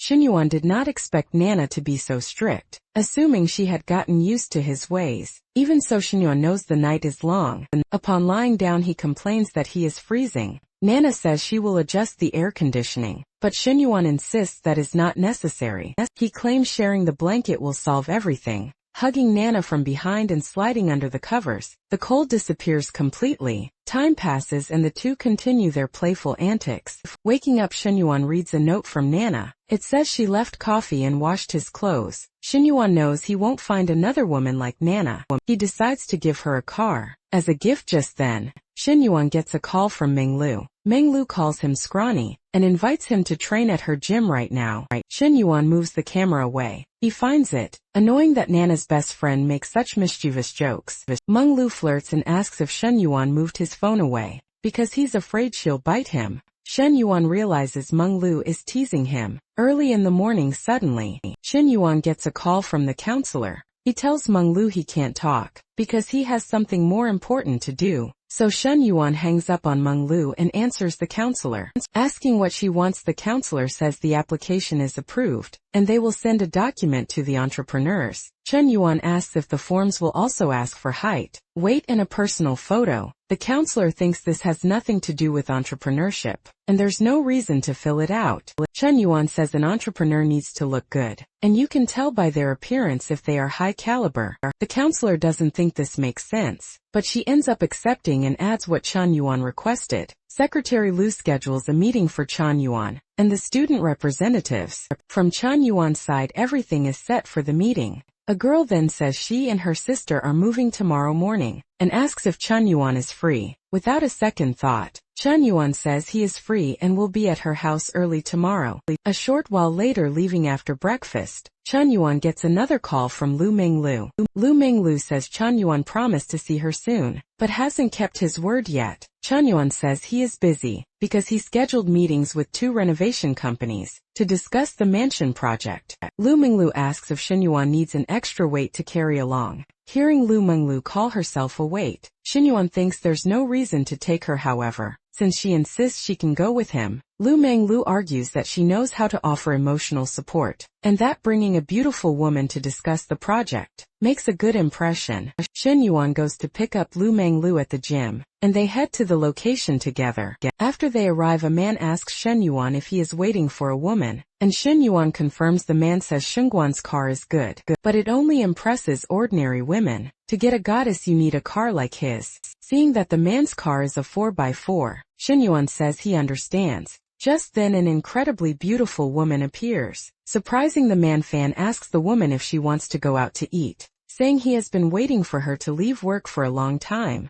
The woman replies that she made plans with a friend, and already told Fan via message that Fan has little personal money to spend, as everything belongs to his parents, unlike Xinyuan who has a lot of cash. Fan says he will pay for lunch if her friends do not mind, and asks to join them. Xinyuan says there is a problem, and he does not want to eat with someone who drives a G-Class. Xinyuan gets very annoyed when Lu Menglu gets into Fan's car. Xinyuan wonders how a woman he could not win over, even with a G-Class, got into Fan's M9. Lu Menglu explains that Fan is a VIP client at the gym, and spent a fortune because his family is rich. Fan tried to win Lu Menglu over for a while, but she never responded even though he drives a $2 million car. Xinyuan says he does not care, leaving Lu Menglu with a sour face. He asks why he is silent. Xingguan says he has nothing to say, and Lu Menglu thinks he is apathetic today. Xingguan understands that Lu Menglu wants him to feel threatened, because she has other options and many guys chasing her. Xingguan says he only gets excited when he is playing or about to play, and if she does not join his game, he will not get excited. Lu Menglu gets annoyed and asks if all men are scoundrels, like Xinyuan defending himself. Xinyuan says he only invited her to play basketball. Lu Menglu drops the subject and says that at the cafeteria, Xinyuan went upstairs with Nana and she knows what was on his mind. Xinyuan knows Lu Menglu will never forget this, and changes the subject, asking why she is free to accompany him.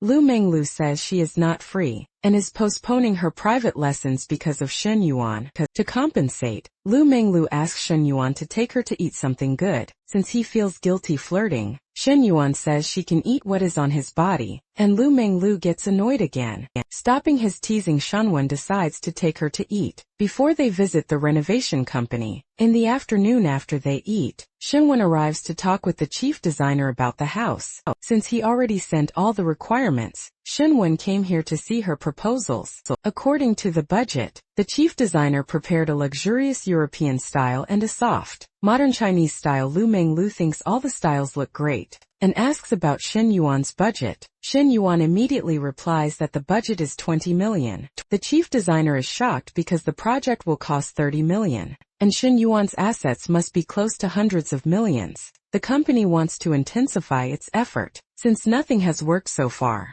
Shen Yuan decides to go with the modern Chinese style, adding some things he mentioned and making adjustments. Shen Yuan scheduled a meeting with another renovation company, and wants to compare the proposals. Before deciding, Mr. Wan wants to invite Shen Yuan to dinner and befriend him. Shen Yuan finds it strange. They haven't closed any deal, so dinner feels unusual. The chief designer tells Shen Yuan not to feel pressured. Wan just wants to get to know him better, and has already sent his number and address. $20 million house contract alone sustains the company, and they don't want to lose this client. Arriving at her boss's office, the chief designer announces that the client has accepted the dinner invitation. Man knows this will increase his chances of closing the deal, and he won't let this client slip away. He notices Shen Yuan brought a woman who doesn't seem to be his girlfriend. If she isn't his girlfriend, Man thinks they can call Su Shuwei to the meeting. She deserves the best the company can offer. In the car, personal trainer Lu Menglu starts taking off her clothes, complaining about the intense heat. Shen Yuan doesn't feel the heat, and Lu Menglu asks what they'll do next.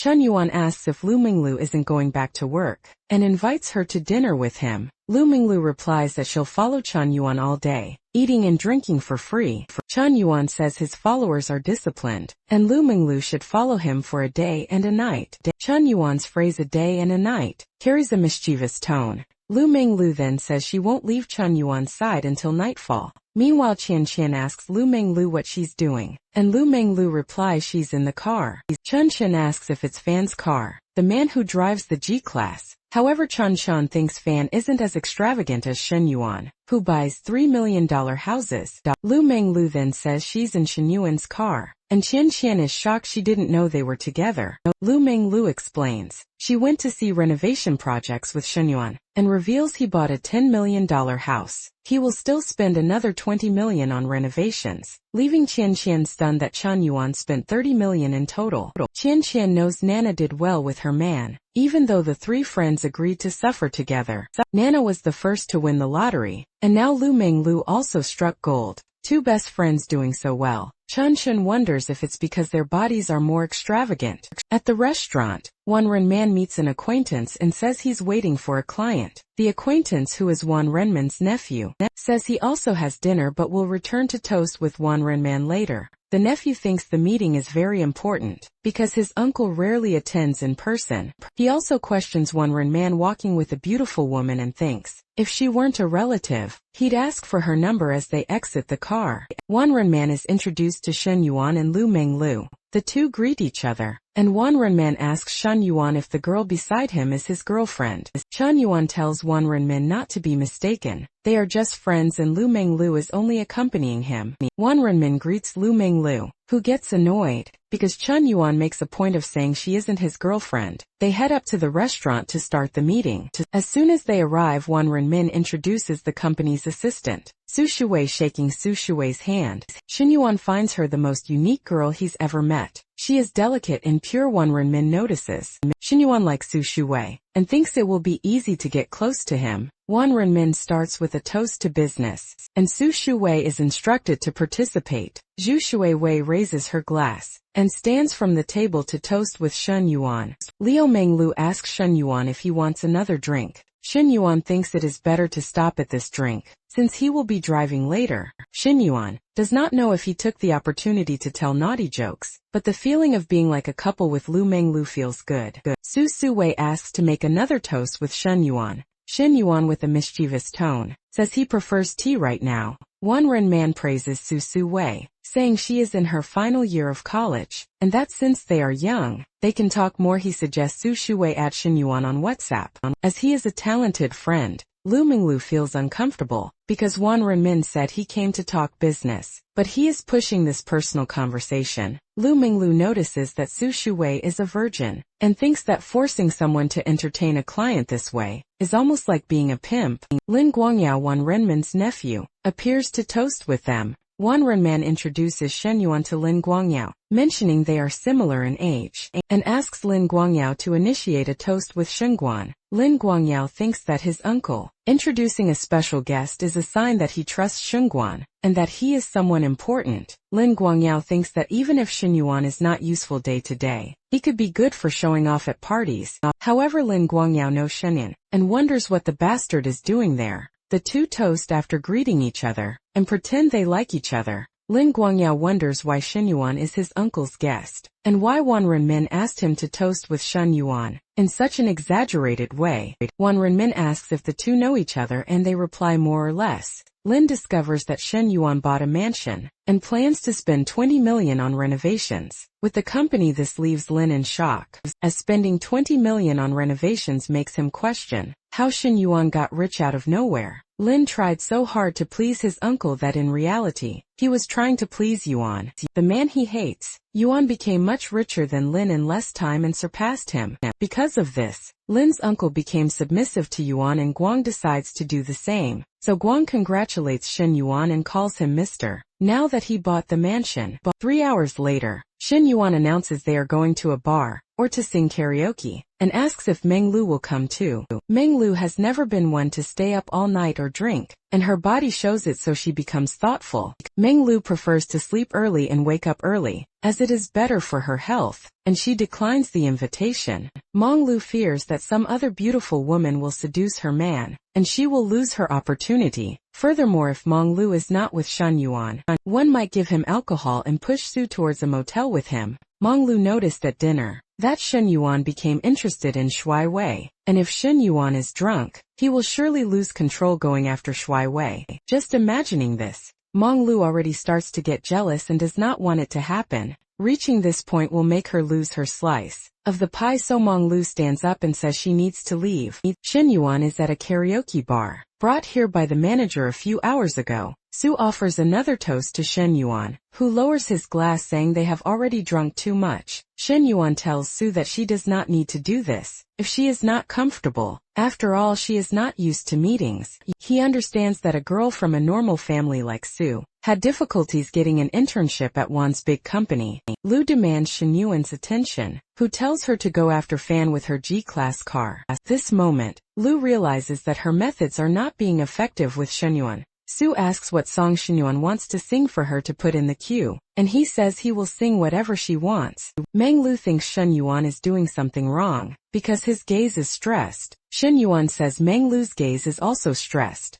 and she replies that her gaze is just desire, not affection. Meng Lu says her advantage is this: no matter how much she attracts a man, the results are the same. When Meng Lu asks what that result would be, Shen Yuan whispers in her ear that it is a trade. This flirtation works so well that Meng Lu's affinity for Shen Yuan increases. Lu, irritated, feels cornered, but Shen Yuan is honest, unlike others who disguise lust as love. When Shen Yuan places his hand on Lu's leg, she asks him to stop because there are people nearby. The old man warns them, and Su puts on a song for Shen Yuan to sing. So the karaoke continues until 11 at night, and after that everyone goes home. One never imagined he could befriend someone Shen Yuan's age, and he wants more meetings in the future. Regarding the renovations, one considers Guantang the most professional option, and hopes they can cooperate on it. One only looked at 2 companies, and their designs are professional and cheaper, so he lists them as his preference. They leave now, and one hopes they can see each other in the future. Seeing Su is a bit drunk, her assistant says she will take Su Shuai home.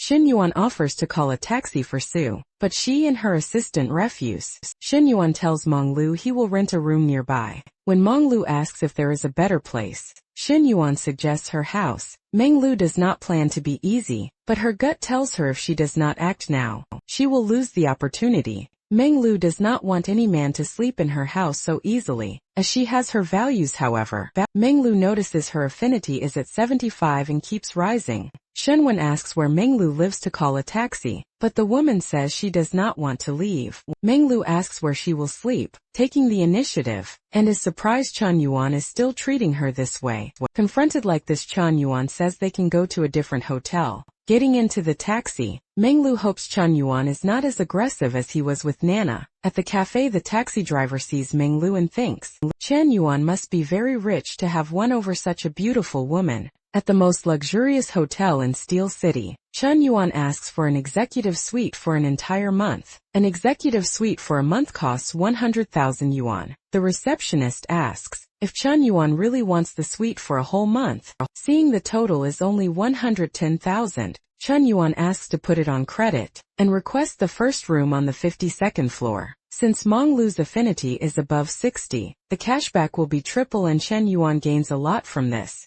Seeing Shen Yuan ask for the first room on the 52nd floor, the receptionist thinks he is very used to that hotel. Facing the window, Meng Lu finds the view from the place very extravagant. Meng Lu feels like she is betraying her best friend, but she hopes her friend and Shen Yuan can get along. At this moment, Shen Yuan says he only has eyes for Meng Lu, and asks if they can start their cardio. When Meng Lu says she has not showered yet, Shen Yuan tells her to do it later. Meng Lu notices the curtains are open, and Chen Yuan says the glass is frosted, and they are on the highest floor. Even if someone sees, they will enjoy the show, and Meng Lu thinks Chen Yuan is very wicked. Chen Yuan starts his usual teasing at this moment, and they spend the night training. Chen Yuan wakes up feeling very hot and sleeps until noon. He does not expect Meng Lu's body to be so sensitive, and thinks she will get dehydrated. Meng Lu asks if Chen Yuan wants to do it again already, and says she needs to train more, because Chen Yuan has more stamina than her. Chen Yuan is energized by Meng Lu's energy, and says he would continue all night, but he holds back so she can sleep. Seeing Chen Yuan lets her sleep more, Meng Lu decides to continue now that she is awake and recovered. Meng Lu complains about the pet name, which is the same as Nana's, and Chen Yuan goes back to calling her Coach Lu. Because Meng Lu behaves well, Chen Yuan will let her sleep more. When she wakes up, he will buy her a car. Meng Lu is in complete shock hearing this, and asks Shen Yuan to repeat what he just said. Meng Lu cannot believe she can choose a car up to 3 million, and says she loves Shen Yuan too much. The more Shen Yuan spends, the more refund he gets, so he buys a more expensive car. But Nana isn't happy, since Shen Yuan already spent 3 million on her house. Meng Lu always wanted a Porsche, which costs around 3 million, and Shen Yuan says she can buy it. Meng Lu already talked to her friend about this. Her friend prefers a Maserati. Meng Lu also plans to check out a nice model Shen Yuan didn't know. Nana prefers that car, and Meng Lu asks if he's going to buy a car for her. Shen Yuan says he won't lie anymore and intends to do it. And Meng Lu thinks her friend is very lucky. A car and a house together here are worth 2 million, and Meng Lu doesn't want to worry about it. Meng Lu doesn't want to feel jealous, and wants to be content with this relationship with Shen Yuan. Chen Chen says a friend saw Meng Lu at the Grand Hyatt Hotel, and asks if she spent the night there. Meng Lu says yes and that she stayed at the hotel with someone. When asked about the person, Meng Lu says her heart softened for Shen Yuan and they were together. Qian Qian knows Meng Lu, and knows she took the initiative and wasn't forced at all. This means another friend of Qian. Qian also went on a luxury cruise, and Shen Shun thinks her life is unfair. Shen Yuan tells Meng Lu to buy the car herself, and decides he will send a pics. This moment, Meng Lu's affinity for Shen Yuan rises to 86 points last night, made the affinity jump from 82 to 86, and now it's close to the 90-point reward. Nana learned to make various types of coffee, and asks when Shen Yuan will taste them. Shen Yuan says he's busy, that he wants to buy a car and calls Nana to see the models. They just bought a house and Nana thinks Shen Yuan is wasting money. After all, she already has a car. When Nana says she doesn't need another one, Shen Yuan says he wants to buy cars for his women, and that they aren't poor. Nana states that this time it can be a popular car, not a luxury one, but Shen Yuan says his women can't have a popular car, not even if it costs less than 2 million. Nana's birthday is coming up, so Shen Yuan gives her a multi-million-dollar car as a gift. He has more than enough money. Shen Yuan then asks Nana if she would be sad if something happened between him and Meng Lu, saying he doesn't want to hide anything from her. Nana admits it hurts her deeply and bothers her, adding that next time he doesn't need to tell her. She reassures Xinyuan not to worry, stating that only she holds a place in his heart, and no one will ever replace her. When questioned,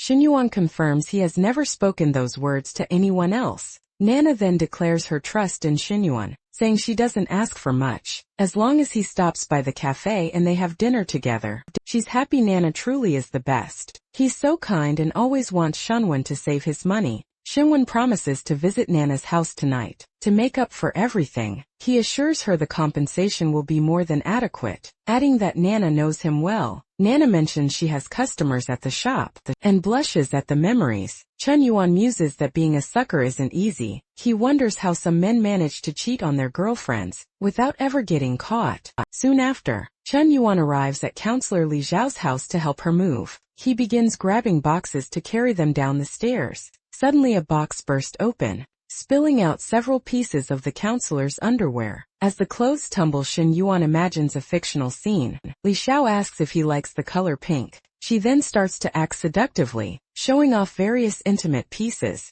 Xinyuan desperately wishes this fantasy would become real. Li Xiao gets embarrassed, and insists she'll carry that specific box herself. They realize they can't take everything in one trip and will need two. In the car, the two head towards Dongshan community, transporting the boxes. Li Xiao comments that her sister is just like that, but she has no issues with Xinyuan. In fact, she was friendlier than usual this time. Li Meng wasn't always like this. She had a college boyfriend, a handsome man with glasses. Their relationship was good despite the distance, but one Christmas Li Meng visited him and caught him cheating. After that, Li Meng became depressed and completely gave up on men. Xinyuan fakes a shocked reaction, declaring that men like that are the scum of society. Li Xiao asks if Xinyuan isn't that type of man himself, then laughs. Xinyuan lies, claiming he's the purest type of man, and asks what Li Xiao's feelings are towards men. Li Xiao replies she's more neutral, as she hasn't had experiences like her sister. Li Meng Xinyuan then asks what Li Xiao thinks of him, and the counselor immediately blushes. Li Xiao doesn't know how to answer properly, and stumbles over her words. Xinyuan then reveals it was just a joke, and asks why Li Xiao got so nervous. Li Xiao is visibly relieved to hear it was a joke, admitting she wouldn't know what to do if he were serious. At Li Xiao's new apartment, they finish moving in and she thanks him, offering to buy him lunch. He says she doesn't need to pay, suggesting he can be rewarded in another way. At that moment, Xinyuan plants a big kiss on Counselor Li Xiao. Li Xiao is shocked but slowly lets things happen. Initially, Li Xiao says it's not right, but eventually accepts the situation. Suddenly, Li Xiao's sister, Li Meng, shows up and asks to open the door, but she doesn't have her key. They stop what they're doing, and Li Xiao doesn't think she can continue, so Xinyuan goes and opens the door for Li Meng. Li Meng notices Li Xiao's flushed face and asked if she got a sunburn to look like that. Li Xiao says she just needs to rest a bit, feeling a little unwell. Li Xiao is grateful for Li Meng's appearance. As Xinyuan was being bold, Li Meng and Li Xiao found someone for Xinyuan regarding investments, and will send the person's contact. Xinyuan says he'll talk to the person and leave, so as not to bother the sisters. Xinyuan wanted more time with Li Xiao, but Li Meng got in the way. Then Li Meng asks what Li Xiao really thinks of Xinyuan, and the counselor asks if it's wrong. Li Meng replies that it's Li Xiao's life, and it doesn't matter if she's against it, but she can offer advice. However, Li Xiao doesn't know exactly how she feels about Xinyuan. Li Meng notices her sister likes Xinyuan and says, the guy isn't trustworthy, even if he's handsome again. Li Meng says she isn't against it, and Li Xiao can do whatever she wants with her life. Li Meng hugs Li Xiao, who starts thinking even more about Xinyuan. An hour later at the school cafeteria, Fuingzi calls out to Xinyuan. Fuingzi has just arrived and they sit at the same table. Fuingzi explains her voice is different from what he heard on the radio, because she's a character and gets straight to the point. She says the director mentioned they'll send people to help Xinyuan.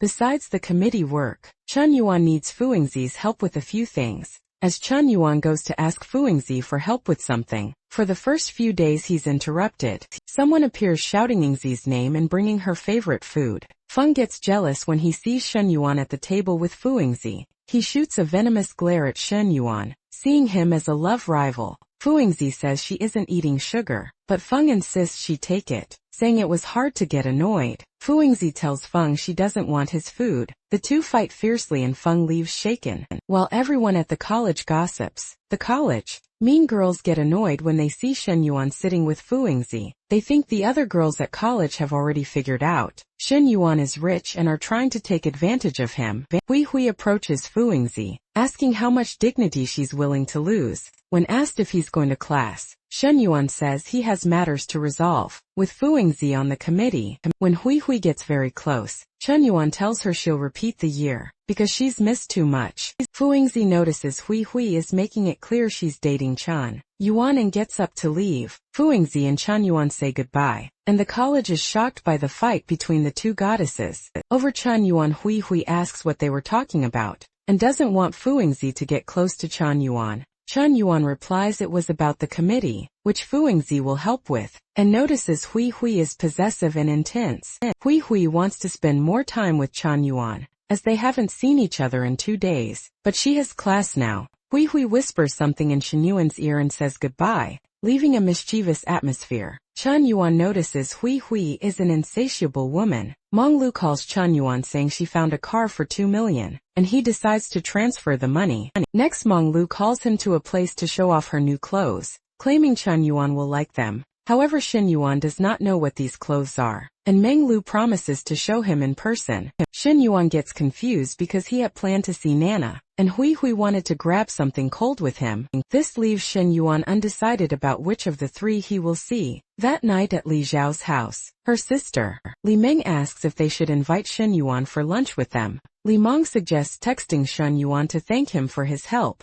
Thinking about Shen Yuan's level of naughtiness, Counselor Li Xiao feels like biting him. They decide to invite Shen Yuan to test him, so Li Xiao sends the message, saying Li Meng is grateful and invited him for dinner. Shen Yuan is shocked by the string of women wanting to go out with him. That day, thinking about what to do, Chen Yuan decides to cancel with Meng Lu and Hui Hui. Arriving at Counselor Li Zhao's house, she warns that dinner will take a while. Entering the house, Chen Yuan says he will wait in the living room. He notices that teacher Li Xiao tidied up the house very quickly. Next, Chen Yuan asks where Li Zhao's sister is, and she replies that Li Meng is in the shower. Suddenly, Li Xiao tells Shen Yuan not to come any closer, and he says he only wanted to help with dinner. Li Xiao tells Shen Yuan to relax in the living room, because the food is almost ready. Getting closer, Shen Yuan says they can chat in the kitchen in the meantime. Chen Yuan, however, says they are still far apart, and notices that Counselor Li Xiao is very nervous.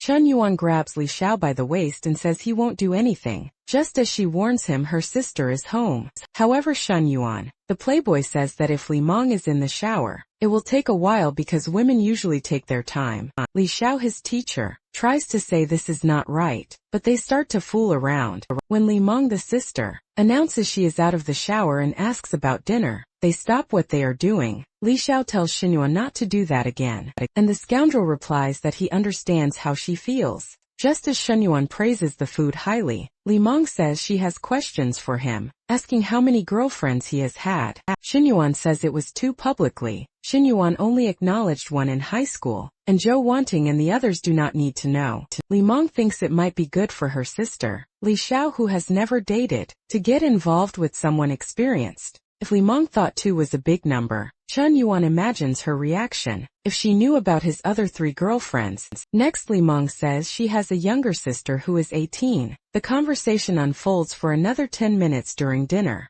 and Li Meng's questions run out. Chen Yuan thinks he is making good progress, because Li Meng seems to be liking him. The protagonist starts rubbing his leg against Li Meng's, leaving her embarrassed. Li Meng underestimated him, as the protagonist is doing this right in front of her sister. Without a care, Li Meng stands up to cut fruit, but the protagonist says she must be tired and does not need to. Li Meng finds it strange that her sister is quiet, as she would normally be happy around a guy. She likes the protagonist, intends to leave to see Nana and not bother Li Meng anymore. After the protagonist leaves, Li Meng says she tested him well, but she needs to test him more herself. Even though the protagonist is mature, Li Meng finds him too naughty as they are not even dating yet. At Chen Nana's apartment he looks for formal clothes. He also promised to try her new coffee. He says he plans to make a formal and moral compensation, because Chen Nana asked for it. He will compensate her with several hundred million all at once, even if Nana doesn't want it.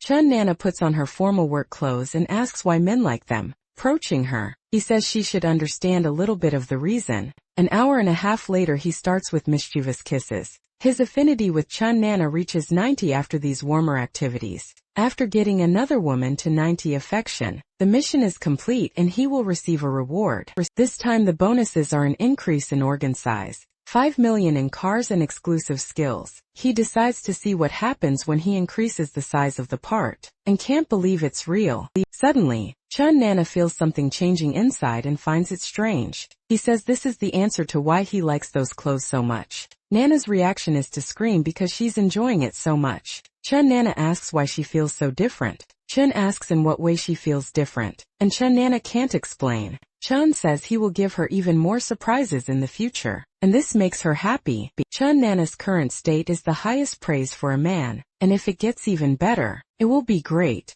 Now Chen checks out the good stuff in the exclusive skill package. System says the redemption card can be exchanged for any of the skills. The skills include cooking, driving, combat, dancing. Among others, Chen understands things like home repairs, but doesn't get why he'd want to cut hair. Chen thinks combat isn't the worst among these, and considers learning it. Even with laws, women with a lot of money can still get into fights. However, Chen thinks if Li Meng's TV breaks, he can get closer to her by fixing it. He imagines a scenario where he goes to Li Meng's house to fix things, and she asks to wipe his sweat. Shin already considers this skill the best, because of this fictional scenario he created in his head. Shin notices that with each system reward, they become more generous. Because of this, Shin wonders what kind of reward he will get when the third girl reaches 90 affection. Suddenly, Chen Nana gets a call from her mother who asks her to transfer money. Chen Nana says she will send it and that if any other problems happen, her mother can let her know. Then Chen Nana tells Shun that her father had a heart attack from drinking and is in the hospital with blood pressure problems. Chen Nana thinks it's her fault, because if she had gone on a date to please her father, he wouldn't have drunk so much. Chen Yuan offers to take Chen Nana home right now. However, Chen Nana thinks this time won't be safe and decides to go. The next morning, he states that he will go with Chen Nana whenever she wants to leave. Even though he pleases her a lot, their relationship isn't official, and Chen Nana doesn't want him to take her because of that. So Chen Nana states that she will go to her parents' house alone. The womanizing protagonist says that if Chen Nana needs money, she can let him know and he will send it to her. The next day, Chen Nana leaves a letter saying she's going to her hometown. Even in a hurry, Chen Nana made his coffee and isn't materialistic or possessive, like Meng Lu and Hui Hui. Nana is the best, most sensitive and sweetest of all his women. Suddenly, he notices a call from Fuingzi early in the morning and gets curious. Fuingzi says she sent several chairs and tables for him to decide which ones he prefers. Chen tells Fuingzi to choose since she's at the furniture store, and the girl hangs up. Chen finds Fuingzi's proactive attitude great, and even considers being with her. Meanwhile, some college guys follow Fuingzi and keep pestering her, but she wants nothing to do with them. One of the guys insists, claiming he just wants to help, but he's not even on the student council, and he's really getting on Fuingzi's nerves. He's been following her for 3 years, and can't compete with a guy she just met yesterday, who is both rich and handsome. Seeing that Shin is willing to spend 10 million on this, Fuingzi realizes he's so rich that money means nothing to him. The crucial part is that Shun is the same age as Fuingzi, and the girl immediately starts to get interested. Fuingzi imagines herself as Shun's secretary, even if she's not his girlfriend, and assumes he probably has more than one woman. She decides she must showcase her skills and other qualities to stay by Shun's side and enjoy his wealth.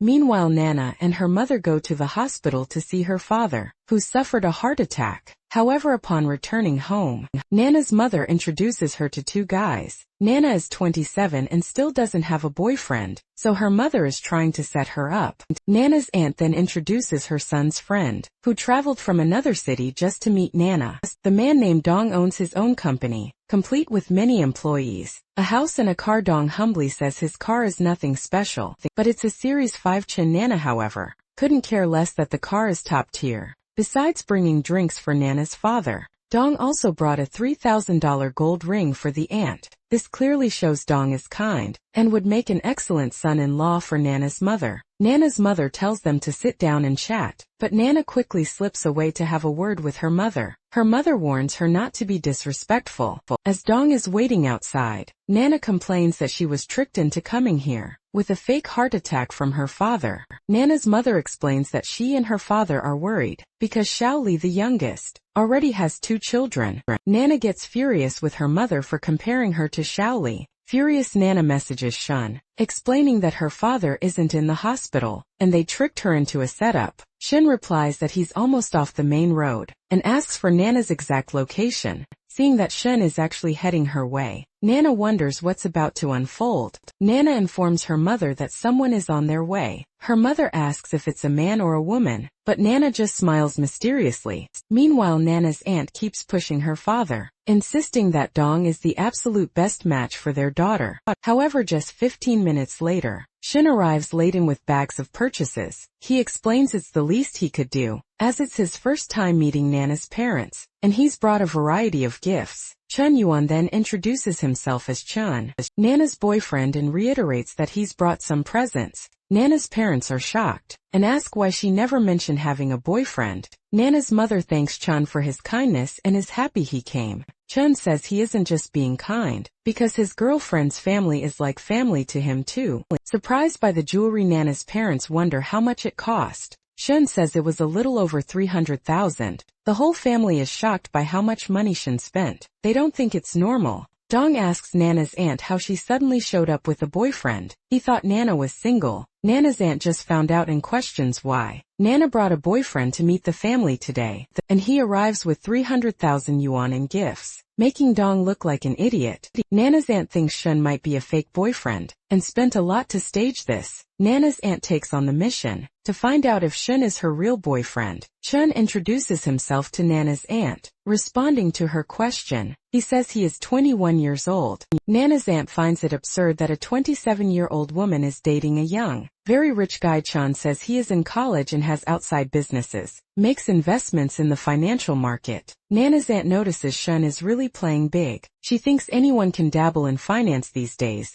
Nana's aunt doesn't fall for Shun's talk. She asks if he already owns a house because she wants Nana to get married. Shun says he has 2 houses, one in Nana's name and one in his, both in Star City. This makes Dong green with envy, while Nana's aunt thinks she will catch Shun in the act. Nana's aunt says it's good to have pride, but he doesn't need to pretend to be something he's not, as he should be honest in dating. A house in Star City costs over $1 million, and Nana's aunt doubts Shun truly has that kind of money. Nana says the house is in her name. She has the receipt and Shun really bought it. Nana shows the receipt and the full contract on her phone. The aunt accuses Shun Yuan of making a fake contract, saying he really went all out on the lie. Shun Yuan replies that the house will be ready. He will transfer 1 million for decoration, promising more if needed. The family, still suspicious that Shun Yuan is a scammer, wants proof he really has this money.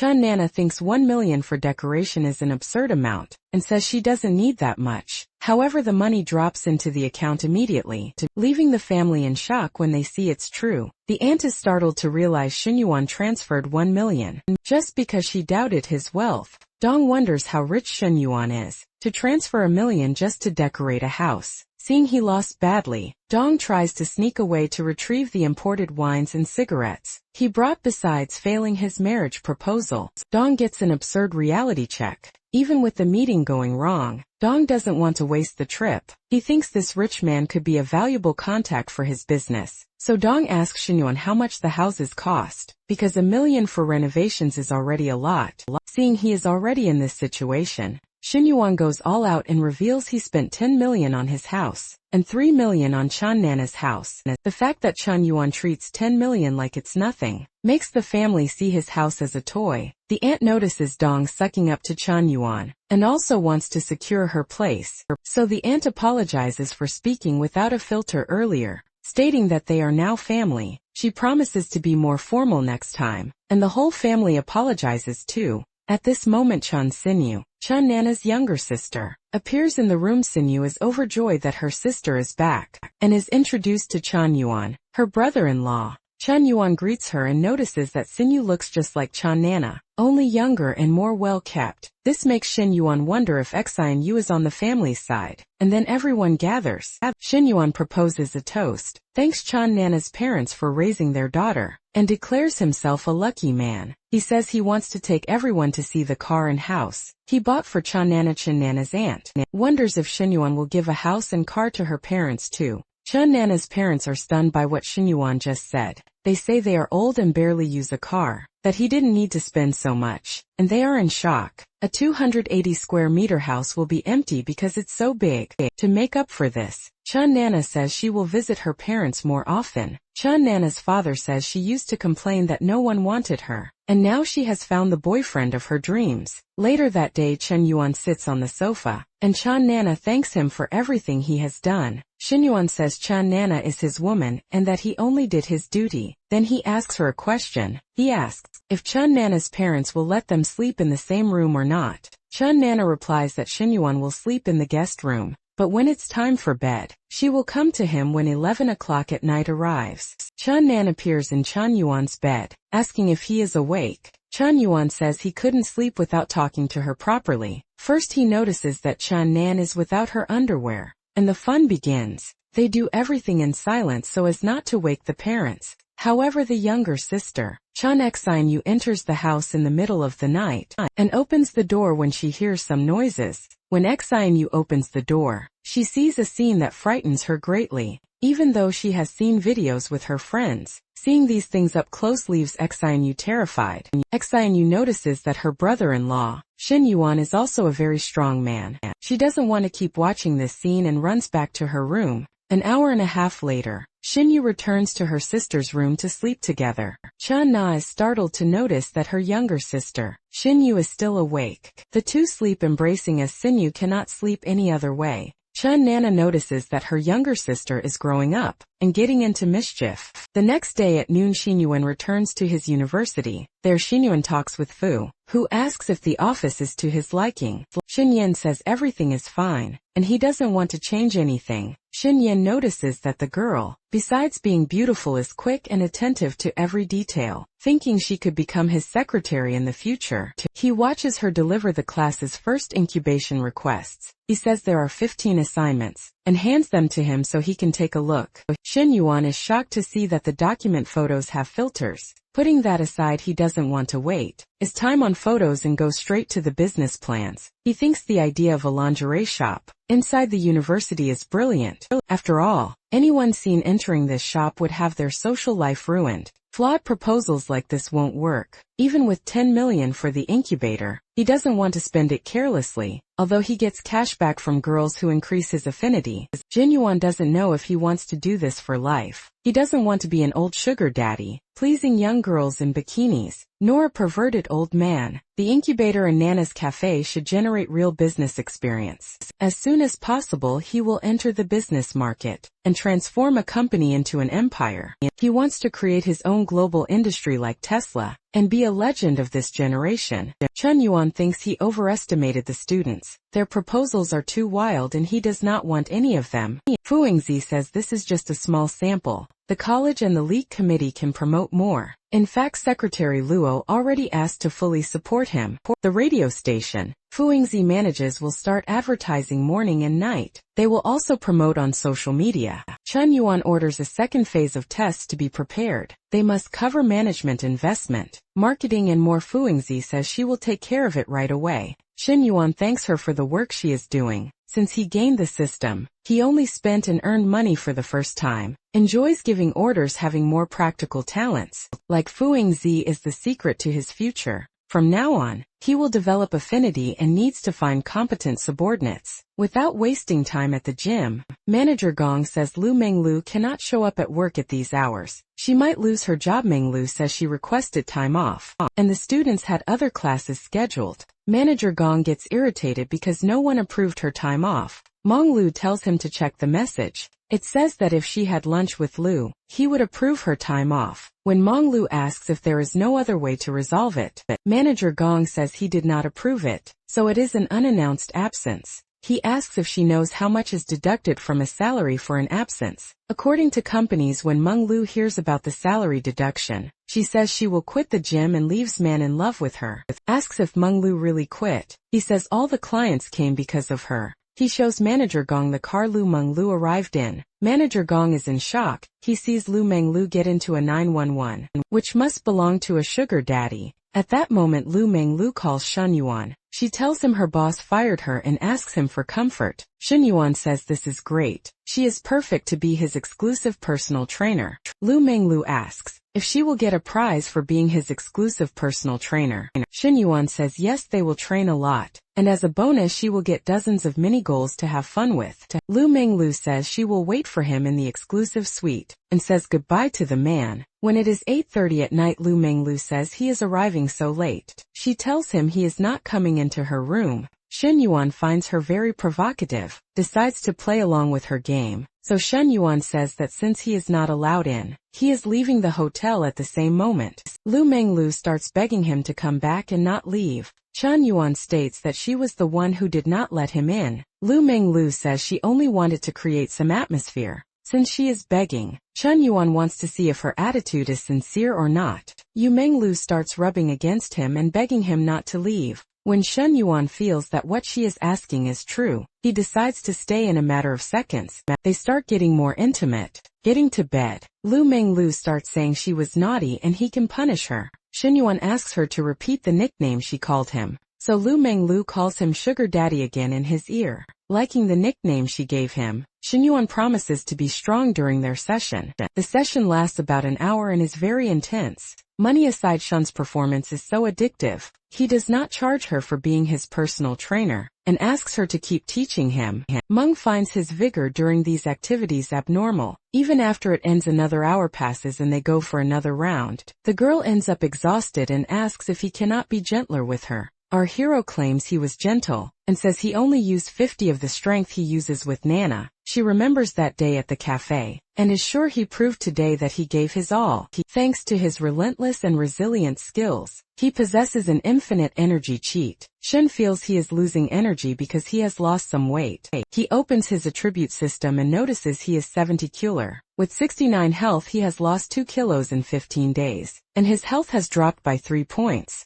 He decides he will start training tomorrow with Coach Liu, because he is too thin. She thinks scheduling for tomorrow would be a problem, because he might want to do more hot things first. Then, the protagonist says he wants a real workout because he is too thin. The woman is happy that it finally clicks, realizing he is quite thin, and the protagonist gets annoyed by what she says. She apologizes for being naughty, and then he asks her to put together a decent workout for him. Meng will give him a complete weight training regimen to gain mass and control fat. The hotel has a gym and they will train there. Shen will stop by his place to grab clothes and a kit for her. Shen Yuan, the host, activates the fitness path and unlocks a new panel. The mission activates if he reaches 75 kg with 12 body fat. Within a month he will gain the perfect physique. The effect lasts 2 years and he is impressed with the fitness panel. He decides to focus on weight and fat. Working on his physique, suddenly, he finds a button he did not know the function of. This button shows investment strategies and business management. Being fit is just one part. If he hits the system's goals, he will unlock new abilities. With this system, he learns in 1 month what others take years to master. The next day, he eats the hotel breakfast and the girl prepares his lunch and dinner. He finds this too good and thanks Coach Meng Lu. He thinks that from now on, he cannot exhaust himself like the previous night. Meng states that the protagonist is tireless and incredible, and he should eat quickly so they can go train. They arrive at the gym, and people notice the coach has an extremely perfect body. Everyone is afraid to look at her and feel aroused in the gym, because a goddess next to a chicken seems like a waste, and the muscular guys think they have a chance. She starts teaching our hero how to do a back exercise. Suddenly at the hotel gym, a man with glasses recognizes our protagonist. The man notices Shen is with a stunning woman, and remembers seeing him buy luxury bags for another woman just the other day. Lu says he needs to train and that for his first workout, it is good he can drink water and take it slow. At that moment the protagonist asks when he will taste her flesh again. The man gets angry, because the protagonist is enjoying himself with another woman, while he himself was blocked by Joe. He does not know where Joe lives nor why he got dumped and he hates it. The man notices Shun is seeing two women at the same time, and plans to expose him so they will leave him. He wants to see Shun explain himself to the woman, and walks towards Shun to greet him. When the man approaches to greet him, the womanizer asks what he wants. The man says it is nothing important, so our hero decides to continue training. Since he has not said what he wants yet, the man will not leave before that. He asks if the girl Shun took to the mall the other day is not here. The man knows that if they were truly a couple, the question would make Shun explode. However, 20 seconds pass and the two do not fight. The man finds it strange that she has no reaction, and thinks they are not together. Ho-jun approaches Lu Menglu, and reaffirms that Shun was with another woman that day. Lu Menglu replies that it was Shun's sister, and that Ho-jun should mind his own business. After all, he is not even close to them. Ho-jun insists that Shun only has a handsome face, and is cheating on Lu Menglu with several other women. Lu Menglu states that, even if Shun dates 3 women at the same time, she is happy with him, and it is none of Ho-jun's business. Ho-jun finds this strange, because Shun bought 2 bags worth over 100,000 for another woman. Coach Lu Menglu says that the money is Shun's, and he spends it as he wishes, and if he is happy she is too. Deep down, Lu Menglu does not care because Shun gave her a $2 million car. Ho-jun does not understand how Lu Menglu is still smiling, and what kind of relationship the two have. Lu Menglu tells Ho-jun to back off, because he is ruining the mood between her and Shun. Ho-jun gets very annoyed with these kinds of people, who do not care about cheating, and leaves Lu Menglu, who is Shun's personal trainer and housekeeper, knows her place and does not care about the cheating. 2 hours later during the workout, Lu Menglu treats Shun with affection. She states that Shun did well. His posture is perfect and tomorrow she will increase the load. Shun asks if it is revenge, since if he increases the load at night, she increases the load during daytime workouts. Lu Menglu explains that today was just for Shun to get used to the equipment, and later they will increase the weights. Shun says his muscles are already relaxed, and calls her to take a shower. In the shower, Chun tells Coach Lu Menglu that there is a part he still needs to work on. He pulls her closer, showing her what part that is. Lu Menglu calls him husband, then corrects herself to daddy, and asks if Shun is going to the university campus. Shun says he has things to sort out there, and that Lu Menglu can sleep at the hotel today. Lu Menglu finds it strange to be alone at the hotel, and decides to go back to her apartment. When Lu Menglu's affinity reaches 88, Shun asks her to call him that nickname again, so Lu Menglu calls him daddy again. Shun notices that from last night until now, the affinity has risen another 2 points and is almost at 90. Heading to college, Chun meets Fuingzi and thinks she is clingy and already after him. Fuingzi avoids the boy, who follows her and apologizes to Shun because of him. The boy says he just wanted to help with something, because the more people the faster the work gets done. Fuingzi says she does not need him, because he will not help with anything in that place. Then Shun closes the door and lowers the blinds, which makes the boy jealous. The boy starts to wonder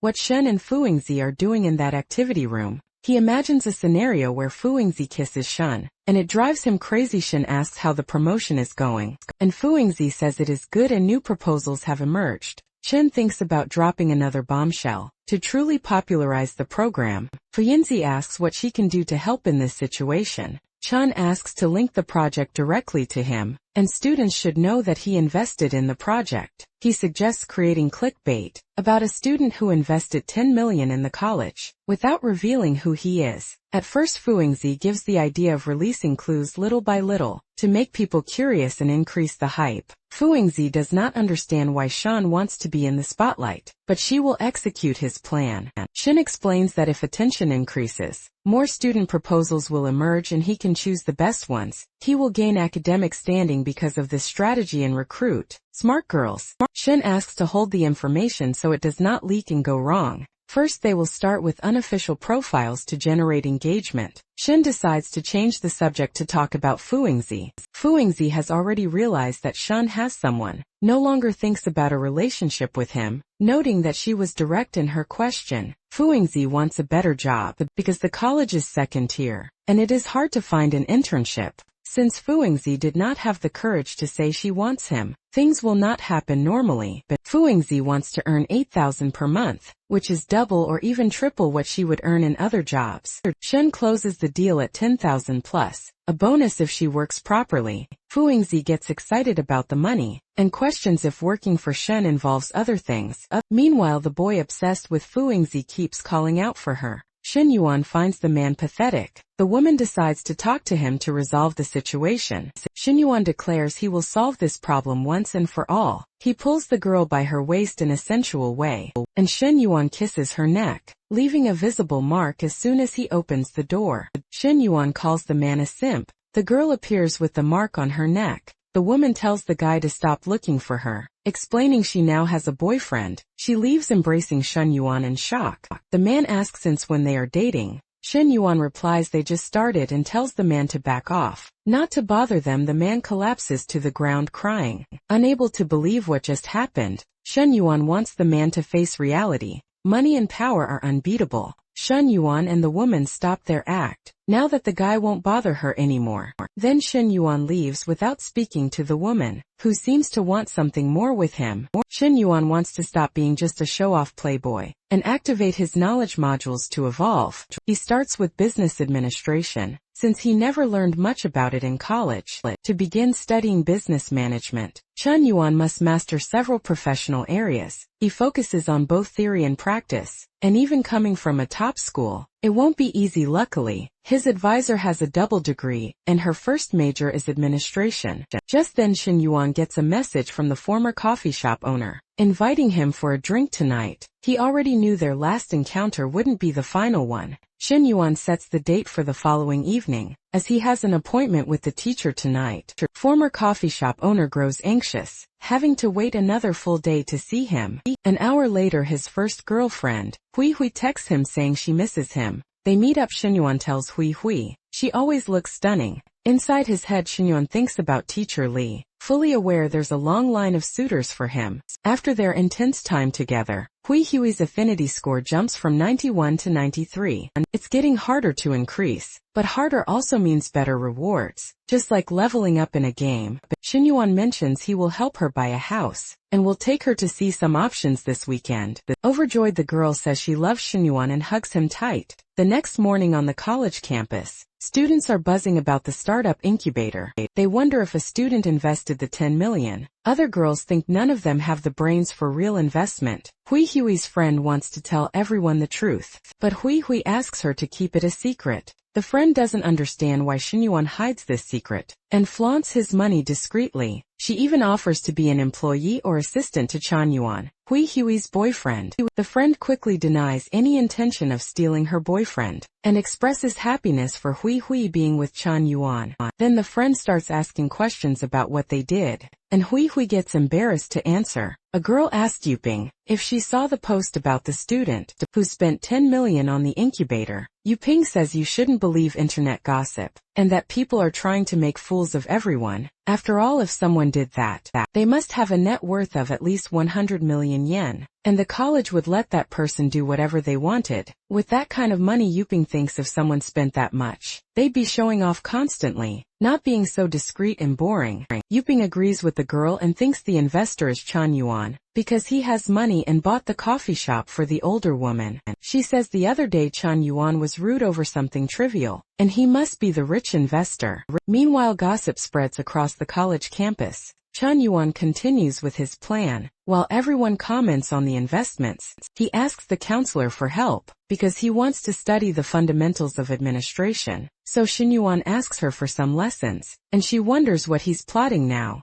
Shen Yuan swears that this time, he really just wants to learn about administration. He says he'll go to her house later, and the counselor asks if Shen Yuan isn't going to cause trouble again. Shen Yuan says he's trustworthy and promises he won't try anything. The counselor is reluctant, but Shen Yuan assures her she doesn't need to worry about anything. Arriving at her house after a car ride, the teacher makes him promise again that it won't be like last time. Shen Yuan states with 100% certainty that nothing improper will happen. So Shen Yuan enters, and the counselor starts showing him her college books. Counselor states he'll have to memorize most of it. However, he can connect it with real-world examples, and will start memorizing everything. Immediately after an hour of intense studying, Chun Yuan stops and starts staring at her. For some reason, he states that the counselor is much more interesting than the book. Hearing this, the counselor realizes what's about to start again, and reminds him of his promise. Shin Yuan says he's studying seriously, and also wants her to be his girlfriend, stating that one thing doesn't exclude the other. The counselor tells Shin Yuan to stop talking nonsense, but he insists he's serious with the teacher. Then Shin Yuan stands up and hugs her. The counselor, surprised, says her sister is sleeping in the next room. Shin Yuan replies that it's even better, because then, her sister will already know their relationship is official. When the counselor says she doesn't agree with this, Shin Yuan kisses her, saying she will eventually agree. The counselor thinks all men are the same, because Shin Yuan promised he wouldn't try anything. However, she asks Shin Yuan to stop his wandering hand, and makes it clear that nothing more will happen. At that moment, Li Mong wakes up and catches them in the act. Completely shocked, she sees her sister and Shin Yuan on the sofa, completely shameless, and thinks the girl is bold. The teacher gets annoyed with Shin Yuan, because her younger sister just saw everything. Shin Yuan says Li Mong would find out anyway, and it's better she finds out now. However, the counselor doesn't agree, since she hasn't accepted being Shin Yuan's girlfriend. Can't explain the situation to her sister. Shin Yuan asks the counselor if she likes him, and she starts to stutter. Deep down she likes him, but the fact that she's his teacher complicates the situation. Shin Yuan notices her affection rises 2 points, going to 71 since she isn't materialistic. Money won't work, only effort and sincerity will win her over. Chun Yuan says he won't give up, says goodbye, and states he wants to see her again. That moment, the counselor tells her sister she can come out of the room. Li Mong asks if they finished their mess. Li Mong asks her older sister if they are together, and if she can call Chun Yuan her brother-in-law. The counselor states they aren't officially together, and this doesn't make sense to Li Mong. Li Mong states they didn't go all the way, and the counselor doesn't know what to think about their relationship. Li Mong already noticed her sister is totally in love with Shin Yuan, and just hasn't realized it yet. Later at Nana's cafe, Shin Yuan goes to meet the former owner. Lin apologizes for the trouble, saying she's in a bad mood and wants to talk to someone. Shin Yuan says she isn't bothering him, and asks if everything is okay with Lin. Lin says her husband is spending the night out, and isn't even hiding the scent of other women. She thinks she can have coffee with someone, since her husband goes out and does what he wants, and there's nothing wrong with that. Then Lin asks Chun Yuan if Chun Nana, the cafe owner, is his girlfriend. When Chun Yuan says it's so Lin asks if Nana knows they are having coffee. Shin Yuan replies he doesn't know and wouldn't care if Nana found out. Lin says she wouldn't feel guilty, as she doesn't want to interfere with anyone's relationship. She asks Shin Yuan for a hug. Feeling very sad, Shin Yuan asks Lin to come closer. As he hugs her, Shin Yuan asks if her husband knows she's with him. Lin tells him not to mention her scumbag husband, and kisses Shin Yuan on the mouth. Shin Yuan feels guilty for being with another woman in Nana's cafe, but he decides not to care, because he's a scoundrel and doesn't want to overthink things. When Shin Yuan starts to try something more advanced, Lin says she can't. Shin Yuan says she can't demand he behave at that moment. However, to compensate, Lin says she will help him relax. Chun Yuan, however, isn't satisfied and still wants more. Chun and Lin engage in some more advanced games, and Lin feels like she's in paradise. Then Shin asks Lin to clean him in an unusual way. Shin always heard that younger guys don't appreciate mature women, but he sees they are wrong. With Lin it's different. Shin's affection level with her rises to 60. Chun is congratulated for having 5 women with affection levels above 60, and earns a bonus. He acquires twice as many high-efficiency study cards, and more exclusive skills. Chin didn't expect the system, besides tracking affection, would also count how many women like him. Curious, Chun wants to see what good comes this time and performs the draw. He thought the management book took too long, but the card will help him in just a few hours. The Perfect Life draw offers random rewards like bonuses, real items, and even money, businesses, and attribute boosts. Shin wants to be lucky and win something really good. Suddenly, Lin notices Shin is very happy and has never seen him this way. Lin says it's time to go home and that next time they will continue. Shin is impressed that Lin wants to continue the affair. Chun receives several comments that Fuingzi sent from the internet. People doubt there's any student in the course who actually has all that money. Fuingzi thinks receiving hate online is a good sign, as it generates visibility. Due to the discussion, Chun will start dropping more clues about his course, year and area without revealing his name. He will put the startup project aside for now, to see the surprise the system has prepared. Seeing he won 2 draw chances, Chun wants to use them now. He receives a 500 square meter shop in Yunqi Elegant Garden. Chun must pick it up in 1 week. At the Elegant Garden sales office, he is amazed to win a shop in the most luxurious location in Star City, which will bring in a lot of money. Chun can live off the rental income from this shop, and still performs another draw. In this draw, Chun wins an attribute adjustment for his physical status. This way he can complete his training mission by adjusting his fat and gaining muscle mass since he is an ectomorph. It is hard for Chun to gain mass, so he boosts his weight, adding the weight he gained from Coach Lu's training. Chun now has 5 kilograms of muscle. The system gives bonuses for high affection levels, and generates rewards for reaching a high number of girls with affection. So Chun needs to expand his network and meet even more women. To earn more rewards, Chun hears he can study and get closer to the counselor at the same time. With this card, Chun has even more topics to discuss with her the next day. While maintaining his gym and study routine, Chun buys a Maserati for Chenna and gets a G63 for himself. People notice Shin's car costs 3 million, and cannot believe someone like him can study there. They say, the person behind the startup is from the international business course and drives a G-class. In the school auditorium they ask a student why he came to the fair. If his family already owns a company, the rich kid says he came to learn from other businesses to become a good manager. Always evolving, a woman asks if she can join his company.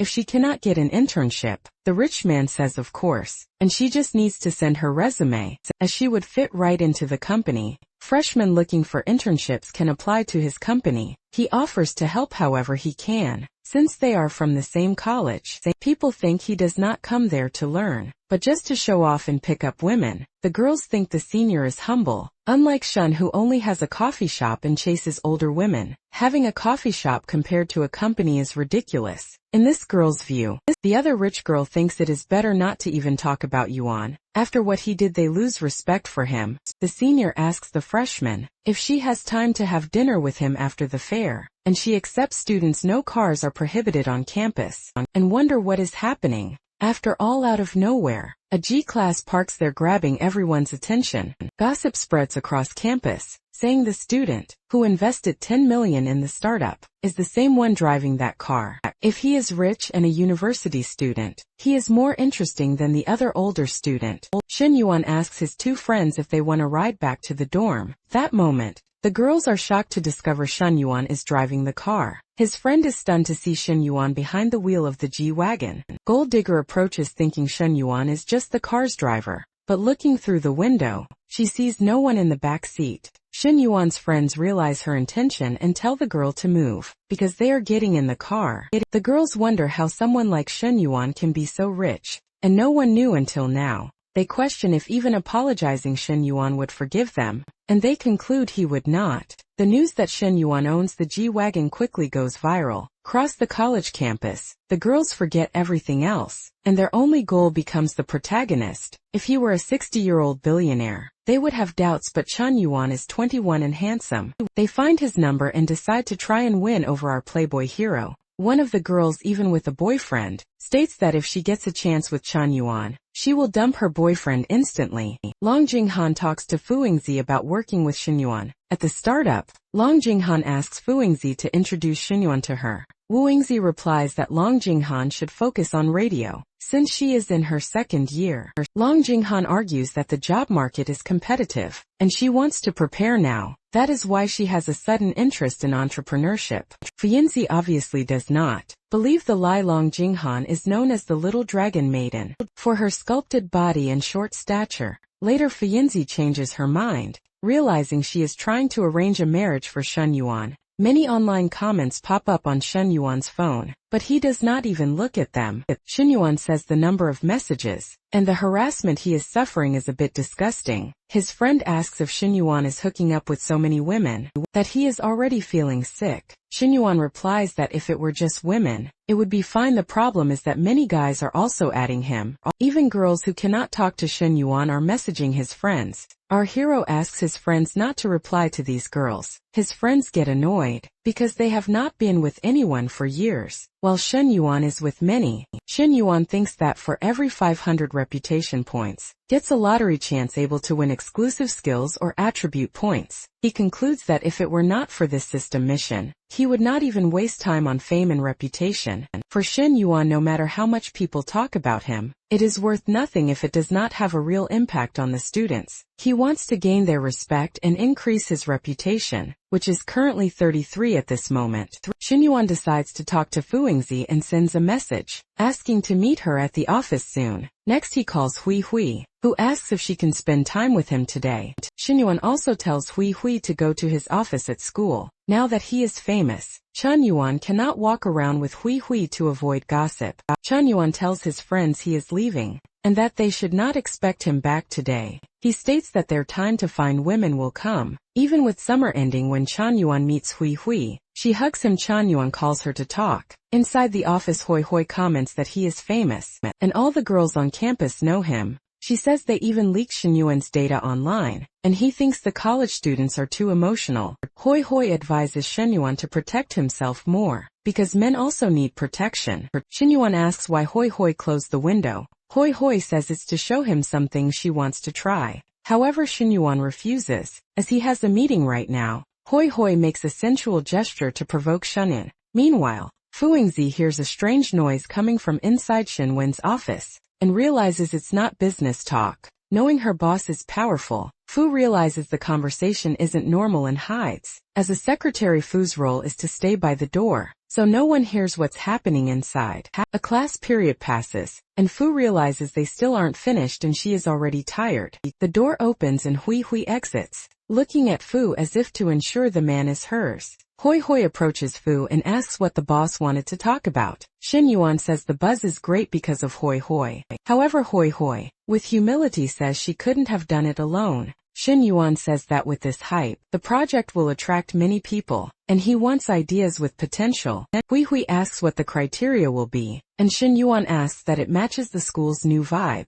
Even if it's not a top-tier college, they will have an advantage. The advantage is that the female students are very beautiful. Fu wonders if Xinyuan spent the money just to find beautiful girls, like a concubine selection. Fu asks if that's really what Xinyuan wants, and he affirms that it is. They are offering opportunities, and with many people signing up, they should choose whoever pleases them most. Fu will do the first filtering and then pass the options to Xinyuan. Fu finds it strange that Xinyuan chooses people who are pleasing to the eye, with an air of mission as if it were something noble. Xinyuan asks if Fu finished the second phase test, and she affirms that the test is ready. Fu understands that Xinyuan wanted to set up this test as an excuse to cut people without causing trouble. Fu gives her boss the idea to leak the answers to the candidates they want, and Xinyuan thinks it's a good idea. Ingzi wonders about the difference between her and the ancient officials who brought women to the emperor. Ingzi wonders what happens if these girls end up fighting each other, and in the end the choice is up to each individual. Those who don't sign up won't even be considered. Fuingzi earns 10,000 per month, and loyalty is part of that package. Secretary Fuingzi shows the boss the first candidate. Xinyuan asks how old the candidate is, and Fuingzi starts talking about her body size. Xinyuan corrects her, saying he wants to know the girl's actual age. Then Fuingzi states the candidate is 19 years old, and her nickname is Little Dragon Maiden. Xinyuan realizes he will have to tame the dragon, and first he must get closer. He asks the secretary for the candidate's number. Xinyuan receives a message from the married woman from the coffee shop inviting him for a drink tonight. Does not expect to see her again so soon. Xinyuan wonders if it will just be a drink, and tells her it can be tonight. The woman is happy he replied so late, and already feels the butterflies of a first teenage love. She wants time to fly until 9 o'clock tonight to meet Xinyuan. When Xinyuan goes to his car, he finds a naughty note from some college girl. In addition, Two other women appear and invite Shen Yuan to go to the mall. Shen Yuan refuses, saying he is picking someone up soon. He also says his list is full and he is not accepting more contacts. For now, the students feel humiliated by Shen Yuan. After all, pretty girls also humiliate them. They know Shen Yuan is seriously rich because he drives a 3 million car, and they will never have that money. The two students start fighting because they feel they have little pride as men. They claim that if they could live without worrying about money, they would easily swear loyalty to Shen Yuan. They think it is not even so bad to be Shen Yuan's slave. At 9 o'clock, Shen Yuan meets the woman for the drink, and she asks if he is having problems at home. Then the woman decides to ask Shen Yuan an unusual question. She asks if Shen Yuan believes in love. Shen Yuan believed during high school, because the feeling of a racing heart with first love was real. After it ends, Chen Yuan never feels that again. Not with Zhou, not with Nana, and certainly not with Lu and Hui. It always feels empty. But Chen Yuan tells the married woman that he believes. However, the woman feels Chen Yuan's answer is too vague, and suddenly receives a call. She states she called the air conditioner technician, and decides to schedule a visit. The woman informs him the technician can come anytime, afternoon or morning the next day. Lin explains the air conditioner broke a few days ago, and she is sleeping only with the fan. Shen Yuan says she did not need to call anyone, because he knows how to fix it himself. Surprising Lin, he decides to use the skill package exchange card. The available packages are cooking, combat, home repairs, and basic driving. Shen Yuan redeems the home repairs package. Now he masters repairing TVs, refrigerators, and air conditioners. His fingers seem more agile and his skill with tools is enhanced. Shen Yuan states he knows how to fix things and learn through practice, then asks if Lin's husband is home. When Lin replies that Zhang is not there, Chen Yuan immediately starts fixing the air conditioner. Zhang will not return that day and the son is with his grandparents. However, Chen Yuan's presence in Lin's house, even to fix the air, becomes a strange situation. Shen Yuan explains the air conditioner is just dusty. He says washing the filter will make it good as new. Before Shen Yuan came in, Lin thought he might try something since they were alone, but it seems he only came to fix the AC. Lin's mind is a mess. She needs a shower to think and tells Shen Yuan she's going to wash up. 15 minutes later, Lin returns and the air conditioner is already on. Lin doesn't even know how to thank Shen Yuan. Seeing the AC working, Shen Yuan says he knows a way for Lin to thank him. Lin replies she can't do that, fearing her husband might come home. After asking why, Shen Yuan says, if something breaks, whether in the house or in the heart, he can fix it. Shen Yuan begins an intense act, and Lin seems to enjoy it. Lin thinks of this as payment for fixing the air conditioner. Lin realizes this is what they call truly letting go. Compared to this, being with Zhang was a complete waste of time because he was too weak. At that moment, Zhang, Lin's husband, arrives home. Tired and very stressed, he went out drinking, and got annoyed by a woman who tried to get with him that night. Suddenly, they hear the sound of the door opening and Lin goes into shock. Lin quickly stands up, unable to believe her husband Zhong is back home. Lin tells Shen Yuan to be quiet. If Zhong finds out, she will lose the advantages she would have in a divorce. Chen Yuan says he will lock the door, and Lin wonders how he stays so calm in this situation. Zhang thinks no one is home. However, the running air conditioner irritates him because it's wasting energy. He thinks Lin is useless. She spends the whole day doing nothing, not taking care of the house, and there isn't even any water. Zhang wonders why the bedroom door is locked from the inside, and starts to get even angrier. Chen Yuan speaks in a low voice, saying he doesn't want to put Zhang in a difficult situation. Drunk Zhang asks if Lin is mad at him for coming home late, just because he went to socialize after work. Meanwhile, Shen Yuan and Lin continue their act, not caring about Zhang's arrival. Angry Zhang demands to enter the room, and says he won't fulfill his husbandly duties, leaving them for the next day. Then Zhang collapses onto the bed, drunk, and immediately falls asleep.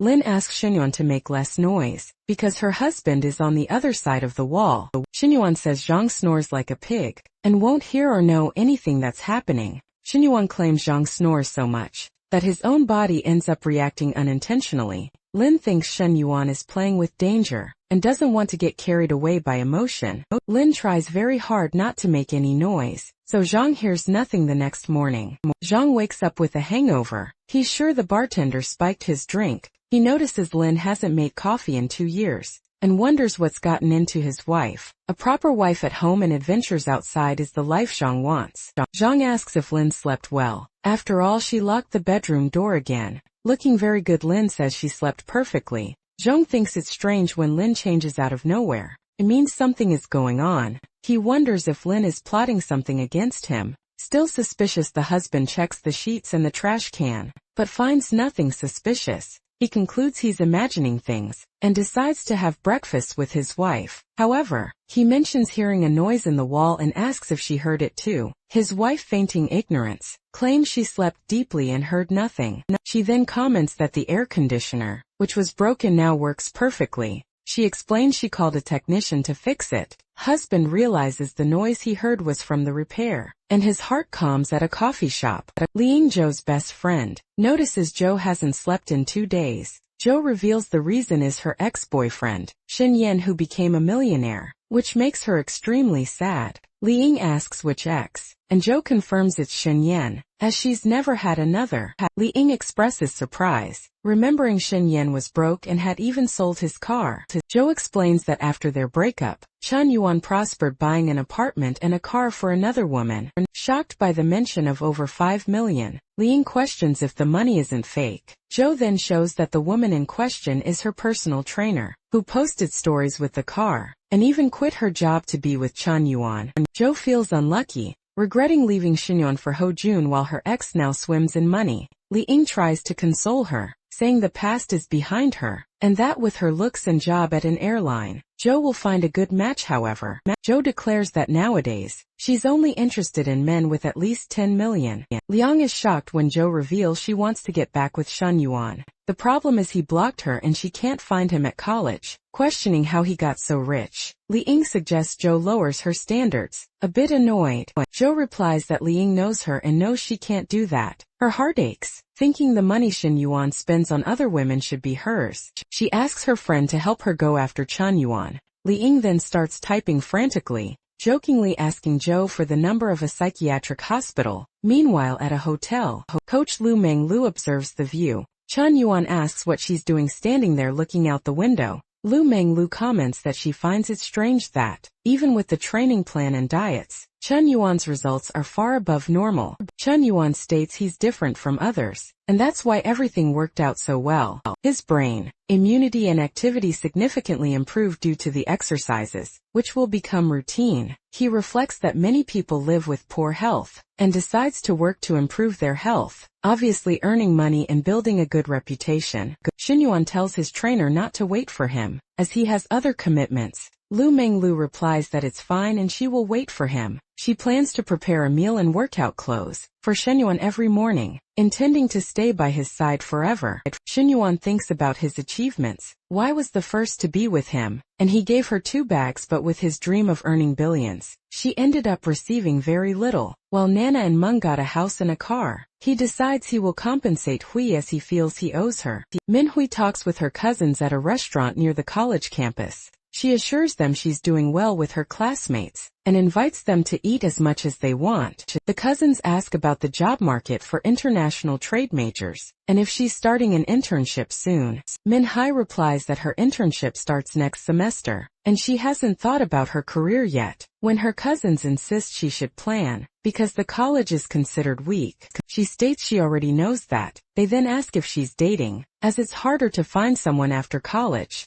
One of the cousins mentions that Xiang, who is in her final year, is already interning, and will be hired permanently after the internship. The cousin offers to introduce someone to Min Hui, but she reveals she's already dating and won't need it. She explains she didn't tell her family due to lack of time, and that her boyfriend studies with her. They've only been together for 2 weeks. The cousin warns that dating is no joke, and finding a man at a second-tier college might not be a good idea. However, Mihui thanks them for their concern, but assures them her future won't be difficult. Mihoi's cousin says that coming from a second-tier college, she and her boyfriend will have to work very hard to get a house. He states he's worried Mihoi's boyfriend isn't much, and will be content with little. Mihui tells her cousins they don't need to worry about her, because Shang is nothing compared to her boyfriend. She then says she has to leave early, standing up from the dinner table. Minhui states, her later appointment is to buy an apartment with her boyfriend. The cousins are in shock and start firing questions about Minhui's boyfriend and the city,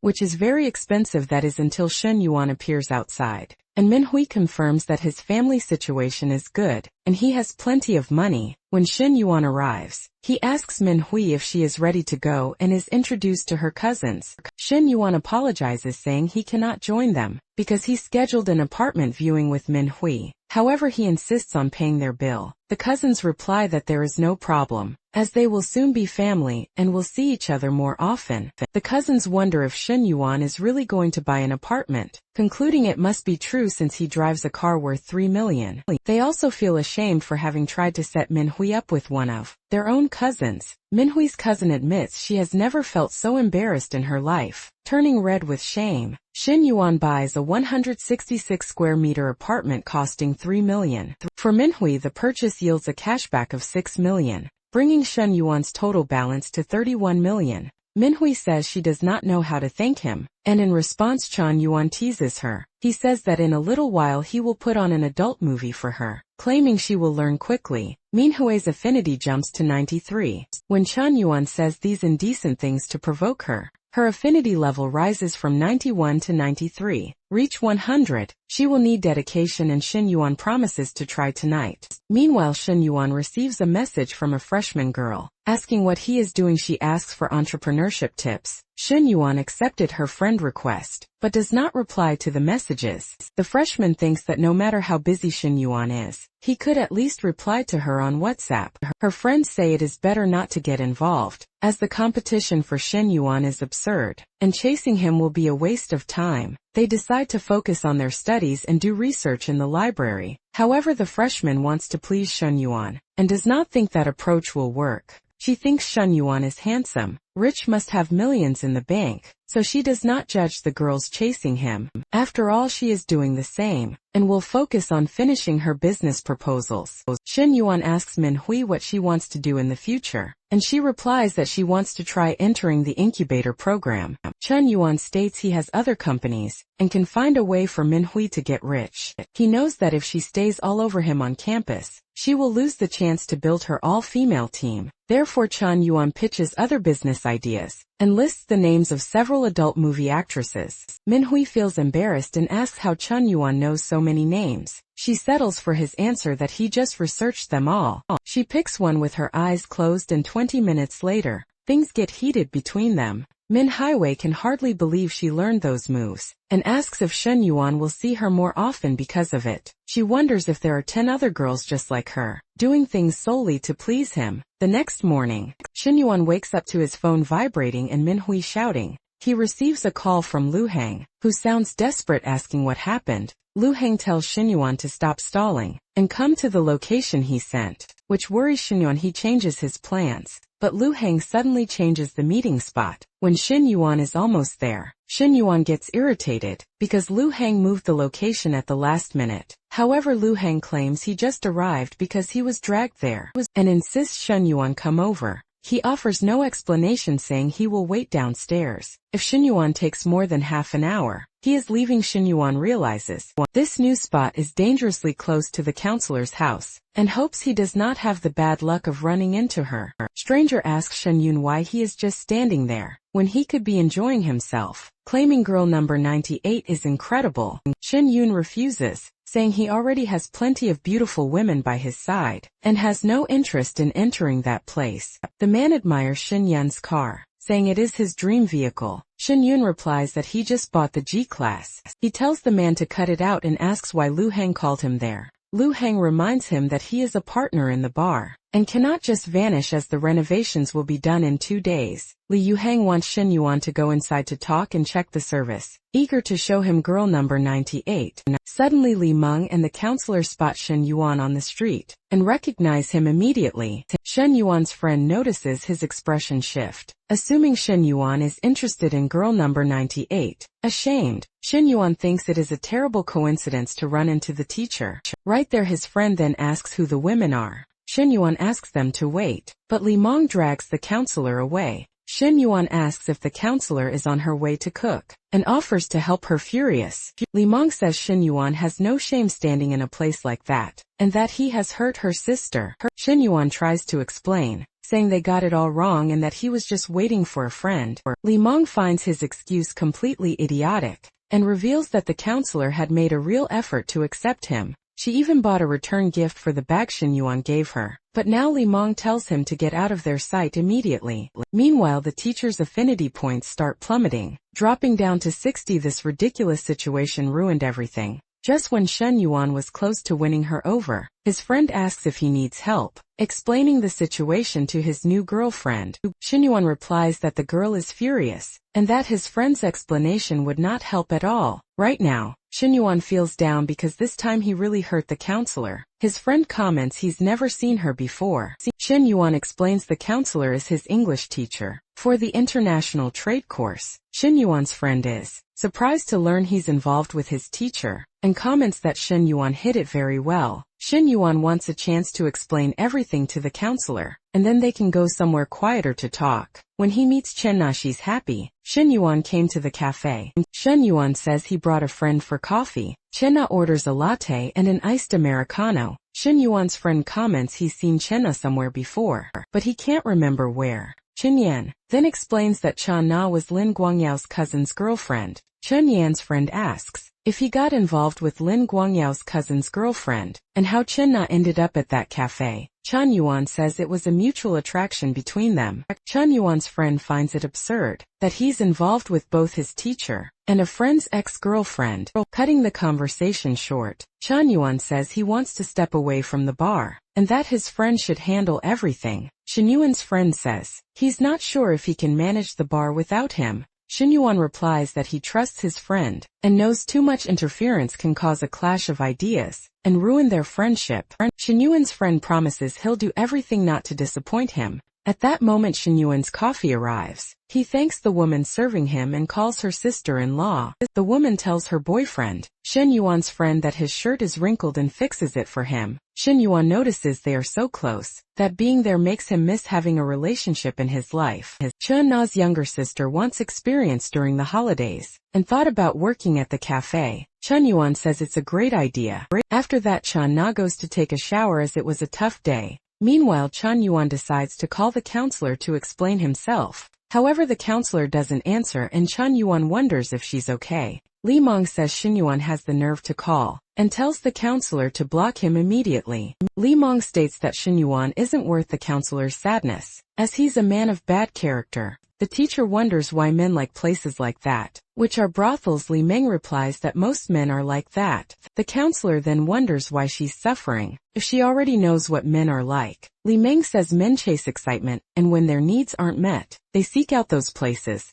The counselor starts to think it's her fault for not helping Shen Yuan relieve himself, and that he went to the brothel because of it. She starts blaming herself non-stop. When Li Meng gets angry, telling her to stop, Li Meng asks the counselor what happened when she fell in love last time. Remembering what happened, the counselor controls herself and doesn't get carried away by emotion. Many colleagues who never even spoke to Shen Yuan start asking for business opportunities. Shen Yuan doesn't even want to respond to them, but the Dragon Maiden sent some messages. He sent trivialities about the weather and wind on campus. Shen Yuan knows her photos are edited, and wants to see her delicacy in person. So Shen Yuan turns off his phone and says he will reply. When he's not busy, Shen acts dryly with the freshman, wanting to play hard to get to increase her interest. At this moment, Nana appears wearing a blazer and sensual clothes, calling Shen testing his willpower. Shen fails and tears Nana's clothes. He can't resist because Nana is too beautiful and starts kissing her. Nana notices Shen is stronger and asks if he's been going to the gym. As they go to the couch, Shen asks Nana if she knows how to ride a horse. Chen says that today he will be like a horse for her to ride, and then he will truly take her horseback riding. When Nana states she doesn't quite know how that works, Chen teaches her. Chen really likes the way Nana does it and they get up to mischief. Meanwhile, at the university, hundreds of students submit their projects to the professor. Before, no one asked for startup grants, but now all students want them. After this, Chen is on the treadmill with Meng Lu and receives a call from the secretary. The secretary informs Chen that they received the first batch of startup projects, totaling over 600. Gender ratio is 628 women, and only 25 men. Chen asks the secretary to handle the screening. He instructs her not to reject all the men, because if any have a decent project, he can send it through if it's just pretty women. It turns into a dance group. Training talents is useful because if he acquires system companies, he won't have anyone to manage them. And Menglu gets jealous of Shen's coworker. Menglu says she's not jealous, and Shen states his relationship with Fu is professional. Shen knows that when a third girl reaches an affection level above 90, he will get a bonus. A loving phrase from Menglu caused this rise in her affection level. Shen wants to see what generous prize the system will grant for having another girl with 90 affection. The prize is a 5mm increase to his organ, 30 million in exclusive funds, plus new abilities. The family fund is for his parents and he still has abilities saved, but the increase surprises him. Chen asks the system to activate the first reward, and feels a warmth below his navel. Stopping his cardio, Chen calls Menglu in a different way without explaining anything. When they go to take a post-workout shower, Menglu is in shock. Menglu says there's something different about Chen, and thinks it has to do with the workouts. Chen says it might have been Menglu who changed this in him. Scared, Menglu asks Chen to go easy on her. Chen notices this change had a big effect and promises to be careful. He lets the coach rest after all. An emergency just appeared.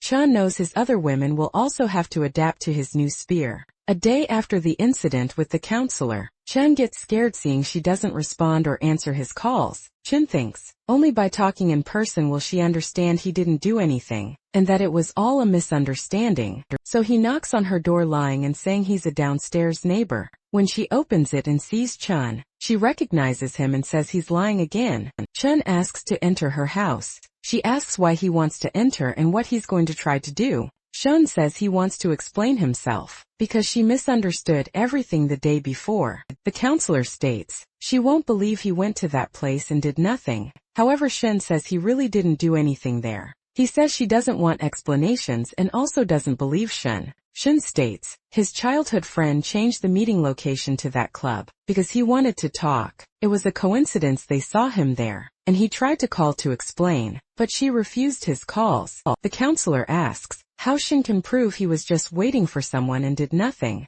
Shen shows the conversation, where his friend changes the location from a restaurant to the club. He explains that when he arrived there, he rushed his friend to come down, and says she can even see it on the security cameras. Explanation and the proof are convincing, and the counselor believes Shen. The affection level rises to 70, when Shen explains he would never frequent a place like that. The girl apologizes upon understanding his side, and the score jumps to 72. Happy with the resolution, the protagonist asks if he can come in for a glass of water. He immediately realizes he's trying to repeat the same trick from last time. The hero swears he came running and is dying of thirst, promising not to try anything. Even suspicious, she tells him to wait where he is and goes in to get the water. Seconds later she returns with the glass. Shen doesn't understand the counselor's judging gaze, as if he's a pervert, a neighbor watching everything. Comments that the best things don't happen in a hurry, and the boy needs to be patient.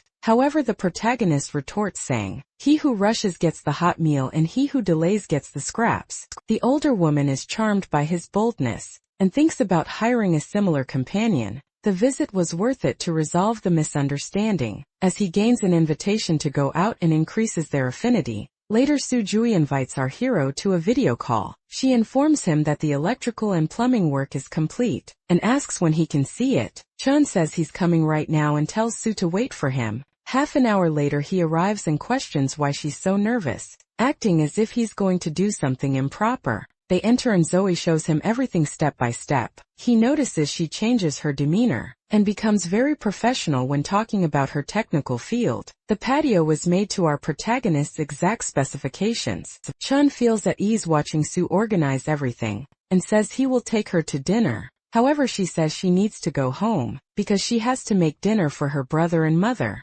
Suddenly she walks and bumps into Chan, who purposely stopped in front of her. Looking into the girl's eyes, Yuan says she is very beautiful, leaving her shy and speechless. That moment, it starts raining heavily and they need to run for shelter. When the girl's shirt gets soaked, she asks him not to look, but the protagonist can't help it, admiring her beauty when Sue sneezes because of the cold. Shun says he will warm her up and hugs her from behind, with the excuse of protecting her from the wind. Sue has never been this close to a man and feels her body react, but she doesn't refuse, remembering that he is the company's biggest client. Noticing the girl's fixed gaze, Shun jokes and asks if she's hypnotized by his beauty. Sue questions if he's arrogant or just joking. Not knowing how to respond, Shun realizes the girl is too innocent, as she can't handle a simple tease. He feels he can advance, since she wasn't truly bothered and just became awkward. 30 minutes later the rain stops. Shun releases her arm, apologizes and offers to take her home. 40 minutes later he drops her off at home and asks to come up. Shun already imagined the family situation wasn't easy, but he didn't expect them to live in a practically abandoned building. Sue warns that she'll have to cook, and won't be able to give him attention. On the street the neighbors notice the luxury car arriving, and wonder if it's Sue's boyfriend. They think it's likely she's found someone, but they doubt the guy's intentions. Rich people only care about status, and in their eyes he wouldn't bother with a humble family, only looking for innocent girls for fun. The man with the neighbors asks them to show respect, and stop gossiping about Sue's difficult life. Sue's brother is very happy with her return. Sue is going to prepare something for him, as he must be hungry. Sue's mother was about to ask about her younger brother, and Sue introduces him as Jizinyo Sujingji. Sue's younger brother is a bit shy and doesn't even greet Shen Yuan. Meanwhile Sue's mother suddenly stands up, wanting to stretch her legs and asks who the man is. Su Shuiwei introduces Shen Yuan as a friend. However, Sue's mother finds it strange. After all, Sue has never brought a man home before. Sue's mother thinks he might be a boyfriend, and thanks him for the food Shen Yuan brought. Shen Yuan sits down while Sue prepares dinner. Su Jingji goes to get a glass of water for the guest. 30 minutes later the food is ready and everyone gets ready to eat. Su Jingji is very happy with his older sister's cooking. Sue's mother tells Shen Yuan he can eat as much as he wants. Shen Yuan says Sue's mother is very kind, and just being able to try Sue's food is already great. Shen Yuan understands why Sue has a different demeanor. She has become the foundation of the house, and needs to be strong for her family. Sue says she will transfer the money for the food Shen Yuan bought back to him. Shen Yuan, our protagonist, asks to borrow Sue's phone, then he says goodbye and leaves. Su Shuiwei picks up her phone, and is shocked to see a transfer of 50,000 yuan. From the window Sue starts yelling for Shen Yuan to come back, but he pretends not to hear. 50,000 yuan isn't much for Shen Yuan, and it would help Sue's life for a while. He just doesn't know if she will accept it. Shen Yuan also didn't see Sue's affinity points, and feels like he is recovering something he lost. At that moment his secretary calls Shen Yuan and they start talking. Fu Yingzi says the list is ready. They selected 12 people, 1 woman for 11 men. Shen Yuan says Fu Yingzi did a good job, and will get a bonus this month because of it. It's Shen Yuan's father's birthday, and he will give a gift that could be a 30 million fund. He has the 3 women and it will be 1 night with each. Chen Yin will have to balance everything and juggle. A neighbor asks if the man who came earlier was Su Shui's boyfriend. Sue's mother doesn't know, but she says Chen Yin seems rich because his car cost 3 million. If Sue married Chen Yin, the family's life will change drastically, and it's better to talk to the girl. Sue's marriage is her choice, and her mother doesn't want her to feel obligated to marry someone. Rich Sue's mother doesn't know what Sue feels, but she must like Shen Yuan because he came to the family's house, and that's why if Sue isn't that interested in the guy, her mother should give her a push. Sue's mother thinks they are rushing things too much, because the man only came to rest for a bit, and that doesn't mean anything. However, the other neighbor thinks that if Shen Yuan went there, it's because something is happening. Maybe Shen Yuan was interested, but after seeing the family's situation, he changed his mind instantly. This conversation makes Sue's mother angry. She goes back inside the house, and asks her daughter to tell her everything. Sue's mother asks about her relationship with the man who came earlier. Sue says Shen Yuan is a company client who went to see the house, and she got a ride after the rain started. When Sue's mother asks if Shen Yuan is interested in her, Sue notices he was different that day when they had lunch last time. There was a beautiful girl with Shen Yuan who seemed to be his girlfriend. Confused, Sue tells her mother she doesn't know what she feels for Shen Yuan. Sue says that question is invasive. After all, Shen Yuan is just a company client. Sue's mother tells her not to mind what Aunt Zhang said earlier, and says Sue has been supporting the house alone. Sue has done more for her mother and brother than they could ask for, and her mother just wants her to be happy. Then mother and daughter hug. At that moment, Sue starts recalling Shen Yuan's hugs and blushes. Meanwhile, Shen Yuan is with Coach Lu Menglu in the hotel bed. To have fun and enjoy a great night. A woman from the decoration store is happy. Shen Yuan finally answers she apologizes for the bother, and says she wants to talk about apprentice Su Shuwei. Shen Yuan goes to the store and asks if something happened to Sue, since she called so early. The woman from the store then says Shen Yuan transferred 50,000 yuan, and Sue returned it, but he did not accept. The woman asked Shen Yuan not to take it the wrong way, but Sue was uncomfortable at work. Sue is the type who will not accept the money, as it is a delicate matter, and she wants Shen Yuan to take it back. He asks if he was called there just for this reason. The woman from the store then explains that Sue is not a gold digger, and if he wants to win her over, he will have to try harder. He, however, states that he wants nothing with Sue, and only sent the money because he wanted to. He decides there is no point in arguing, and that he will end up accepting the transfer. Chen notices that Sue sent 200 more, probably to cover the market expenses he made the day before.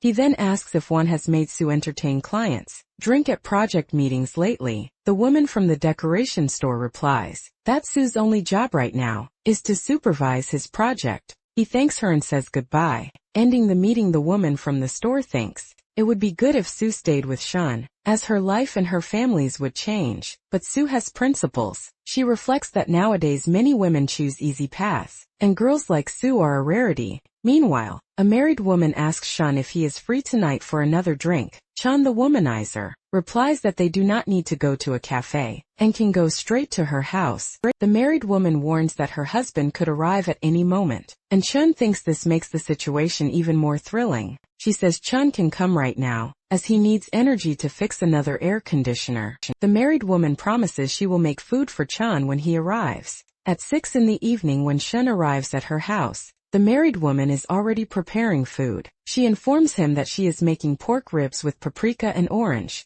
Seeing that she prepared specific ingredients, Shen realizes that married women are truly experienced. Approaching her from behind, Shen asks if she has made this dish for her husband before. However, she states that it is the first time she is making it, as she saw the recipe online. Shen asks what time her husband arrives, and she replies it will be around 9 at night. Because of this, they have an hour and a half until Zhang arrives. Shen notices something different from last time, and asks the married woman if she liked it. The married woman can barely respond, and then an hour passes. Chun Yuan tastes the dish and says it is great. It does not even seem like it is the first time she is making it. She says she can make it more often for Chun in the future, and he asks if it would not be complicated. However, the married woman reveals that she has already given up on divorcing, and now truly wants to be happy. Shen is happy with the news, and congratulates her for the courage to take this step. Even though he likes being with married women, her happiness comes first. The woman thanks Shen and says she made this decision because of him.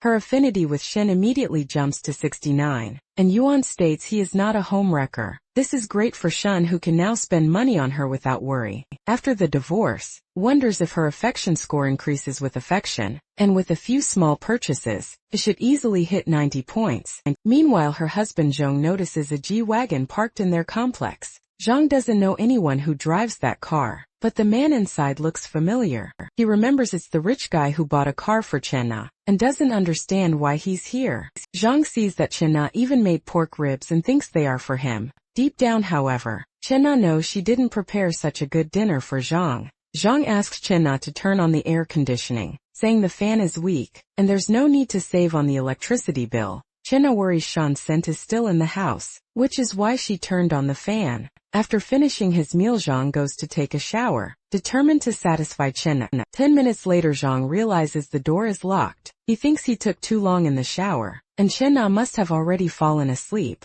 Zhang gets annoyed because he gave Chenna a chance, but she didn't take it. He decides to save his energy and look for a younger woman. Meanwhile, on campus, many women gather for the startup project. The ratio is 11 women to 1 man, and most are the goddesses of the college. A senior from the flight attendant program stands out. She is perfect and everyone is crazy about her. There's also freshman Aisha, who caused a stir as soon as she arrived. Plus Jongman, the cosplay muse who has 200,000 followers on Instagram. One of the girls feels bad for coming dressed simply, on a day when so many goddesses are gathered. Yen Song, the international trade class representative, is the only man present. He feels something is off because the girls are from the elite, and the atmosphere doesn't feel like a typical business incubator. Yen Song thought Shinyuan liked his business plan, but it was just an illusion. He wonders why he was put on the final list. Being the only man among so many women, seeing all those beautiful women,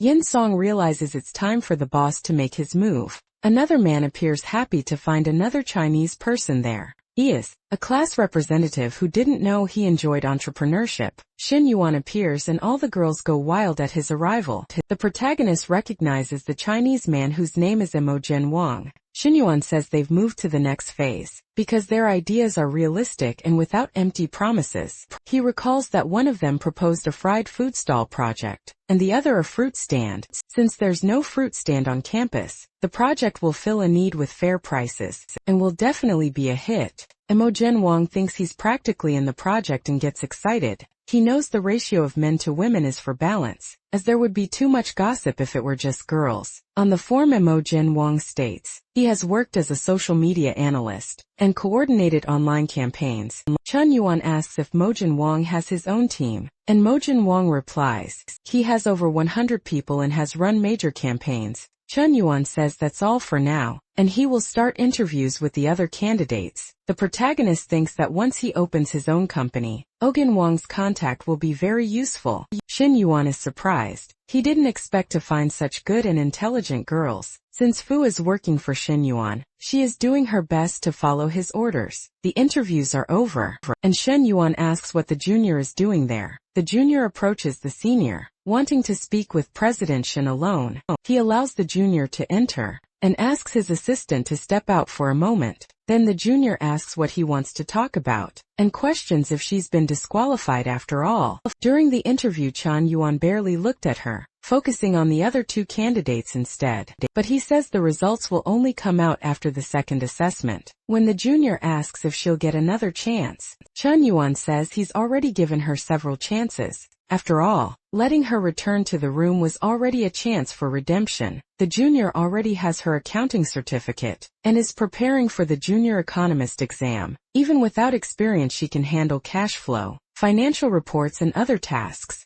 Questions if it wouldn't be more efficient to hire an experienced accountant. Instead of her, the junior says so many men chase her, they could form a line, and that she waited 2 years to find someone like Shenwan. She claims life doesn't offer chances like this all the time, and that she, the little dragon, will conquer Shinyuan no matter what. The junior argues that even without experience, she has a face and body that surpass any female accountant. At that moment, the junior sits on Shinyuan's lap and kisses his face. Shinyuan finally agrees that female accountants are a dime a dozen, but a body like hers is rare. The junior starts unbuttoning Shinyuan's shirt, and asks what he thinks. He says she has a beautiful, strong point, and they begin kissing intensely. 40 minutes later, Shinyuan says if she's his, she won't regret it. Shinyuan didn't expect her to be an untouched flower, and instructs her to go shopping this weekend. At this moment, the junior's affection level jumps to 60, and she knows she has a place in Shinyuan's heart.